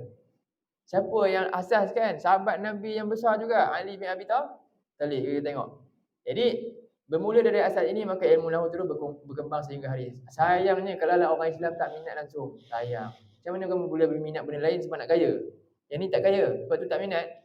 Ini kaya dengan iman. Nak bagi kita kaya dengan iman. Mana lagi kaya iman ke kaya harta? Mana nak? Yalah belajar masak dapat duit, belajar nahwu tak dapat apa kan? Ini pasal kita kena baiki benda ni, sebab orang suka belajar je. Tapi bila bab ni dia tak nak. Sedangkan inilah yang kita kena tahu. Tak naklah sekadar kalau belajar je dengan ceramah, dengar macam-macam kan. Tahu macam-macam. Tapi kita tetap sama je. Bila baca tak dapat apa-apa dengan Quran. Quran adalah bahasa. Jadi ringkasan peristiwa dia ketika Abu Aswad membuat laporan kepada Sayyidina Ali berkenaan dengan banyak kesalahan bahasa Arab yang tersebar di kalangan orang ramai, terutamanya ketika baca Quran. Lalu beliau pun mengambil sekeping kertas dan menulis di atasnya. Ali tulis Bismillahirrahmanirrahim. Lepas tu dia kata ayat lengkap itu terdiri daripada isim, fi'il dan harf. Ini kita sebut isim, fi'il, harf, siapa yang mula? Sahabat lah. Jadi kita kena bangga lah ilmu ni nak belajar. Syok ni. Bukan orang lain buat. Bukan ilmu keluar daripada barat.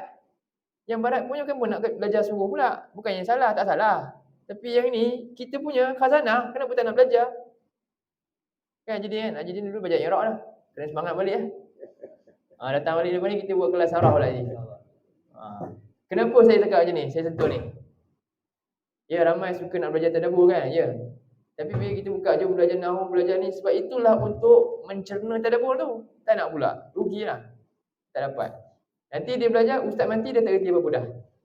Sedangkan alat dia nahwu saraf. Faham? Supaya kita boleh independen dalam benda tu.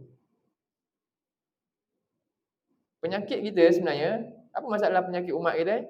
Sebab tak ada ilmu alat tu je. Senang kena tipu je. Itu je punca utama sebenarnya. Kena belajar. Saya sarankan kita kena belajar. Sebab tu saya tak ada panjang-panjang. Yalah boleh lah, saya boleh bagi banyak info. Banyak hadis saya boleh bagi. Kan? Suka dengar je, tapi tengok apa berat juga kan? Tapi kalau keluar dalam keadaan nahwu dan saraf pun masih tak ada kesedaran nak belajar, rugilah. Itulah maksud dia. Cikgu Nazi nampak boleh cikgu. Kerut je cikgu. Cikgu Rozilah dia punya ni. Jadi kata Ali, isim, fi'il, huruf isim ialah bermaksud kata nama, fi'il perbuatan yang mempunyai nama, sedangkan huruf ialah tidak memberi makna isim dan tidak juga fi'il. Kemudian beliau berkata kepada Abu Aswad Abu Ali, inilah kalimah ni dah jadi asas kepada nama dia ilmu ini, ilmu nahwu. Sebab kata-kata Ali dia kata apa? Unhu hadzan nahwu. Ditulis kerangka nahwu tu, isim, fi'il semua dia bagi kat Abu Aswad. Lepas tu dia tulis kat bawah tu, ikut yang ni. Unhu hadzan nahwu tu ikut yang ni. Itulah maksud dia. Berikutlah contoh ni, maka dari peristiwa itu bermulalah ilmu nahwu. Ya memang susah, tapi ingat ini besar pahalanya kita belajar sebab nak faham ayat-ayat Allah. Tak ada. Faham ayat-ayat Allah, dia sangat-sangat bermakna kita kena usahakan. Boleh Umar, mana Umar? Okey semua, jangan tinggal ni, jangan tinggal. Lagi-lagi orang muda ni. Jangan tinggal. Baik Apa itu ta'rif nahwu dan i'rab? Ringkasnya, dia ada nahwu, ada i'rab. Yang kita nak buat nanti i'rab Quran, dapat ke latihan? Dapat Dapat kan? Tak apa, sabar dulu. Cikgu Bedah tak ada ni. Cikgu Bedah tak ada kan? Itulah dia kata, dia kata dia nak buat latihan tu. Tak apalah kan. Saya bagi info-info ni. Okay, ta'rif nahwu dan i'rab. Apa beza dia? Nahwu dari segi bahasa dia, nahwu maksud dia apa? Misal ataupun contoh. An-nahwu al-misal. Nahwu tu maknanya misalan, contoh. Sebab itulah bila belajar nahwu, kita takkan boleh faham teori je. Kena buat latihan, kena bagi contoh kan kadang-kadang kan. Kalau tidak tak faham. Memang boleh dah, tapi macam nak buat? Kena aplikasi. Sebab tu saya kena buat. Itu pertama. Dari segi istilah, ilmu nahwu ialah ilmu bagi menentukan fungsi kalimah dalam sebuah ayat. Fungsi kalimah. Semalam kita dah tahu sikit mubtada, khabar tu. Fungsi penting tu. Yang kedua, i'rab. Apa pula i'rab? I'rab ni adalah bahagian daripada nahwu tu lah. Proses nak pandai nahwu kena i'rab. Sebab tu kita kena i'rab Quran. Apa itu i'rab dari segi bahasa? I'rab ni nak menampakkan, nak zahirkan, nak tonjolkan siapa dia ni. Profil.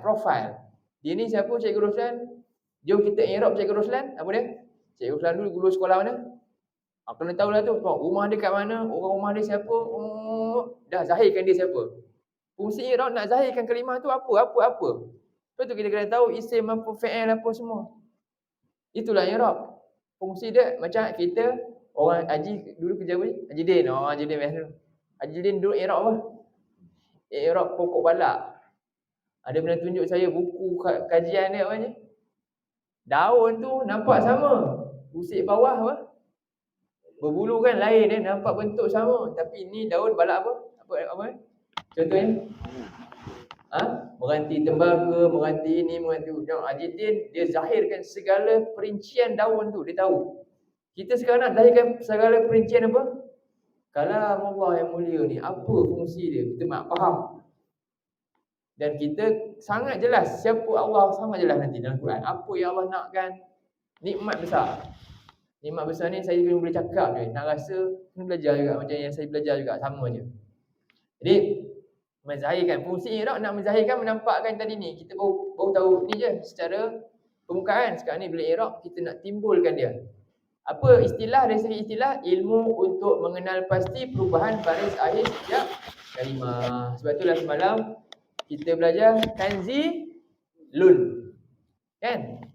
Dhammah tu. Baris akhir tu rupanya dia punya punca kepada terjalinnya di antara satu kalimah dengan kalimah yang lain. Jadi itulah ilmu i'rab Quran. Kita akan pergi i'rab ni kalimah ayat yang kita sempat. Dan seterusnya 4 langkah i'rab Quran. Ringkas ayat ni. Inilah kita punya asas. Kita semua berpijak dekat sini je nak i'rab nanti. Pertama, jenis kalimah. Apa jenis kalimah? Ada berapa? 3. Isim, fi'il.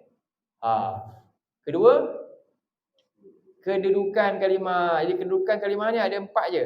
Cuba sebut. Marfu', mansub, majrur, majzum. Ni 4 je. Tengok ni. Jadi isim kedudukan dia marfu', mansub, majrur, fi'il yang merah ni. Marfu', mansub dan majzum. Fi'il tak ada majrur Nampak tu line ni merah pergi sini. Ini dari segi dia punya posisi atau kedudukan dia. Jadi step pertama ni i'rab nanti kita step dia pertama yang ni kita bincang, kedua yang ni. Dan yang ketiga, tanda baris dia. Harakat baris pada akhir tu. Contohnya Ar-Rahim tu kan. Ni tanda baris ni yang ni lah.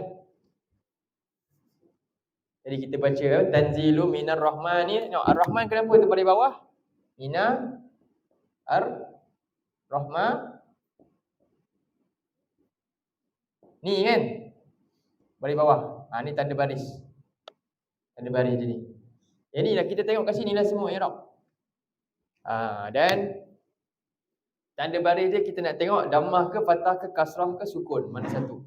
Baris akhir dia. Ya. Tanda tu kita baca panjang. Panjang pendek tu makna.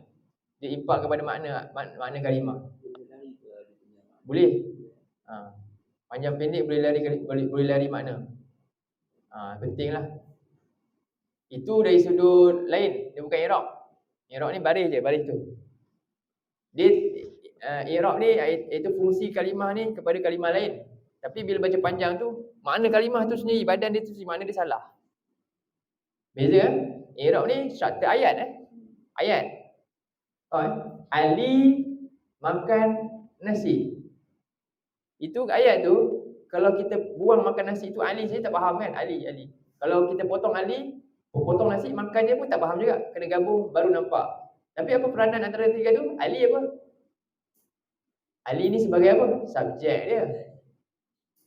Predikat dia mana? Makan dengan nasi. Tapi makan tu sendiri sebagai perbuatan. Nasi tu sebagai objek kena buat. Jadi predikat ni ada banyak.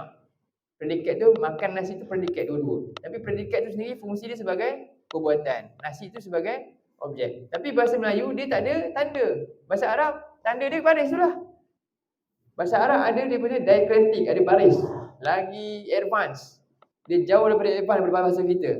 Dia advance lain. Dan dia tak terhad, kita segitu je. Dia boleh pergi lagi dalam.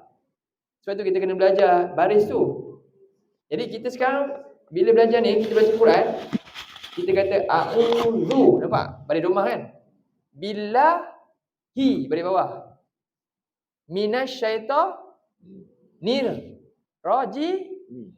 Sekarang ni kepala kita dah fokus kat baris-baris akhir tu je. Itulah i'rab. Dia dah cakna benda tu dah. Tapi nak kena buatlah. Buat latihan lah nanti. Itulah. Baris akhir tu penting lah. Yang keempat barulah kepada dia punya fungsi dia atau sebab atau fungsi dia. Sebab marfu' ada 7, sebab mansub ada 13, sebab majrur ada 3, sebab majzum ada 3. Yang ni nanti kita akan telusuri dia sedikit demi sedikit. Mana yang dapat je, bukan yang ni. Sikit-sikit je. InsyaAllah dah ada kesan sedikit kot. Kita harapkan bolehlah nampak sesuatu. Saya harap macam itulah semua. Kena bersedialah lagi beberapa hari ni. Kita dah baru masuk hari ke berapa ni? 4 kan? Ada soalan ke? Ada dah, cukup lah untuk kita hari ni. 10.55. Dia macam sejam setengah, saya rasa dah cukup lah. Sejam setengah. Okey. Dia tak ada apa-apa. Nanti insyaAllah esok. Esok kita mula dengan, saya ada bagi nota Bagi apa nota dia banyak, tapi saya tak nak bagi banyak-banyak. Saya nak bagi sikit supaya fokus kat situ je dulu. Mana? Ini dah bagi. Ni Imam.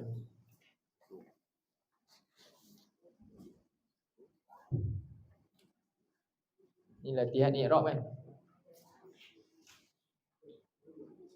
Okey, okey.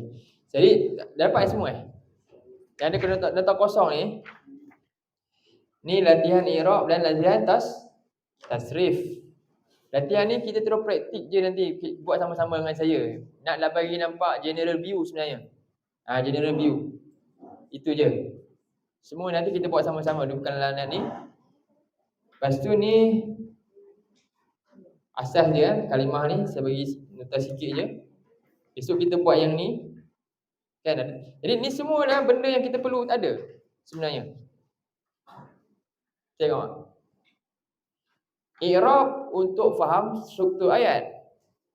Okey, isim dan fa'il dia semua. Tasrif semalam kita buat apa? Nazala.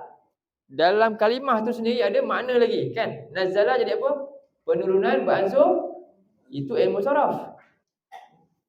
Kemudian satu lagi ilmu untuk huruf. Semalam kita belajar huruf mabani dengan huruf ma'ani kan? Huruf ma'ani tu yang saya bagi ni last. Ni. Ni apa?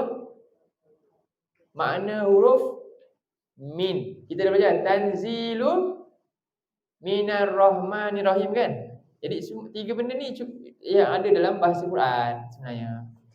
Okey. Tanzilun minar rahmanir rahim.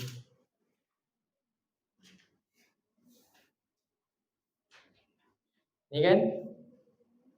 Nampak ni? Ilmu saraf yang mana ilmu saraf? Semalam kita perhatikan tanzilun ni, wazan dia apa, itu ilmu saraf. Kita tengok kalimah je, satu kalimah tu kita pun detailkan dia. Tanzilu daripada perkataan nazala, yunazzilu, tanzil. Okey, ni ilmu saraf. Dan membawa kesan tak makna apa? Makna dia secara beransur dah beza dah. Itu ilmu saraf. Ilmu nahwu pula, kita perhatikan sebelum tanzil ada kalimah lain, ada ini. Oh, ini mubtada, ini khabar dia. Lepas tu tadi ni Ar-Rahman yang sifat ni. Ini nama dia ilmu nahwu. Tengok baris akhir dia, tanzilun. Macam mana kita tahu ada mubtada? Sebab tanzilun ni lam ni baris dhammah di akhir. Oh, maknanya ada perkataan sebelumnya. Hadza tu semalam. Ini ilmu apa? Ilmu nahwu. Ilmu nahwu i'rab. Kemudian satu lagi semalam kita bincang huruf. Huruf jar kan, huruf ma'ani, min. Itu ilmu khas tentang huruf-huruf jar, huruf min, huruf-huruf. Dia tak bincang isim dan fi'il, dia bincang huruf. Antaranya saya bagi yang tu lah. Min tu makna dia apa? Jadi banyak sebenarnya khazanah dalam Quran ni yang kita nak kena tahu, dan tak akan rugi siapa yang berusaha untuk sungguh-sungguh ambil dia, sahabat dengan dia. Inilah jalan kita nak bersahabat dengan Quran. Inilah jalan nak bersahabat dengan Quran, nak tahu selok-belok dia tu. InsyaAllah itulah yang cumanya yang ini maklumat saja ilmu ma'ani ni. Jadi ni termasuk ilmu ma'ani huruf. Huruf ma'ani ni salah satu. Huruf min kita dah tahu dah. Fungsi huruf min ada berapa? Saya bagi kat sini. Ada 12 fungsi huruf min dalam Quran. Kita baca minasyaitan min, tapi makna-makna dia ada beza-beza sebenarnya. Tu. Ini cuma simpanlah sebagai simpanan lah. Jumpa huruf lain kita bagi pula. Min dah selesai. Yang kita nak buat latihan ni, nahwu dengan tasrif. Nanti kita nak buat kalimah yang kita buat semalam. Nazala. Jangan buat dulu kot, nanti salah kan. Buat sama-sama je. Kita nak buat overview je. Saya tak belajar saraf lagi Ustaz. Tak apa. Cuba buat kat sini, tengok macam mana dia. Nanti baru kita belajar. Betul. Pendedahan ini pendedahan insya-Allah. Itulah saya nak harapkan kita boleh buka kelas saraf, kelas i'rab lah. Dengan lebih ramai lagi orang yang nak belajar, sebab pengalaman dia lah kita buka satu kan 20 orang tinggal 10. Tinggal berapa balik? Dia semangat dia hilang, semangat yang hilang yang kena dicari balik. Jadi kita kena belajar terus belajar. Saya jangan hilang semangat je. Dia nanti tak faham dah. Dan benda dapat dia bukan boleh nampak tambah pandai terus. Kena buat selalu biasa-biasa kan. Itulah dia. InsyaAllah sampai sini dulu untuk pagi ini. Esok kita buat ni ya. Tentu kita masuk ayat yang seterusnya, ayat keempat. InsyaAllah. Ayat ketiga. Ayat ketiga kan. Ada soalan Cikgu Fiziah? Okey. Cikgu belajar lama, dia dah lama belajar. Cikgu adalah orang yang tak pernah hilang semangat lah, ya Allah. Konsisten. Dia belajar dengan saya kitab Arab lagi. Hari Isnin lah kelas dia. Kelas tu memang tak ramai 3 orang je kan. 4-5 orang je lah. Kelas tu pakai kitab Nahwu, memang kita tadbiki tu lagi susah lah. Tapi kita tak payahlah pakai tu dulu. Jangan ikut cikgu nanti tak terikut pula kan. Cumanya itulah. Ada seronok kita boleh buat tu. Dia akan beri kesan lagi. Bagi orang lain attract sekali benda ni belajar. InsyaAllah. Okey. Tutup dengan tasbih kafarah. Subhanakallahumma wa bihamdika asyhadu an la ilaha illa anta astaghfiruka wa atubu ilaik. Allahumma ja'al hadza jama'ana jama'an marhuma wa tafarraqna min ba'dihi tafarraqan ma'suma. Allahumma inna na'udzubika minal arba' min ilmin la yanfa' min qalbin la yakhsha' min nafsin la tashba' min du'a'in la yusma'. Rabbana la tuzigh qulubana ba'da idh hadaytana wa hab lana min ladunka rahmah innaka antal wahhab. Rabbana atina fid dunya hasanah wa fil akhirati hasanah wa qina adzabannar. Wa sallallahu ala nabiyyina Muhammad wa ala alihi wa sahbihi wa sallam. Alhamdulillahirabbil alamin.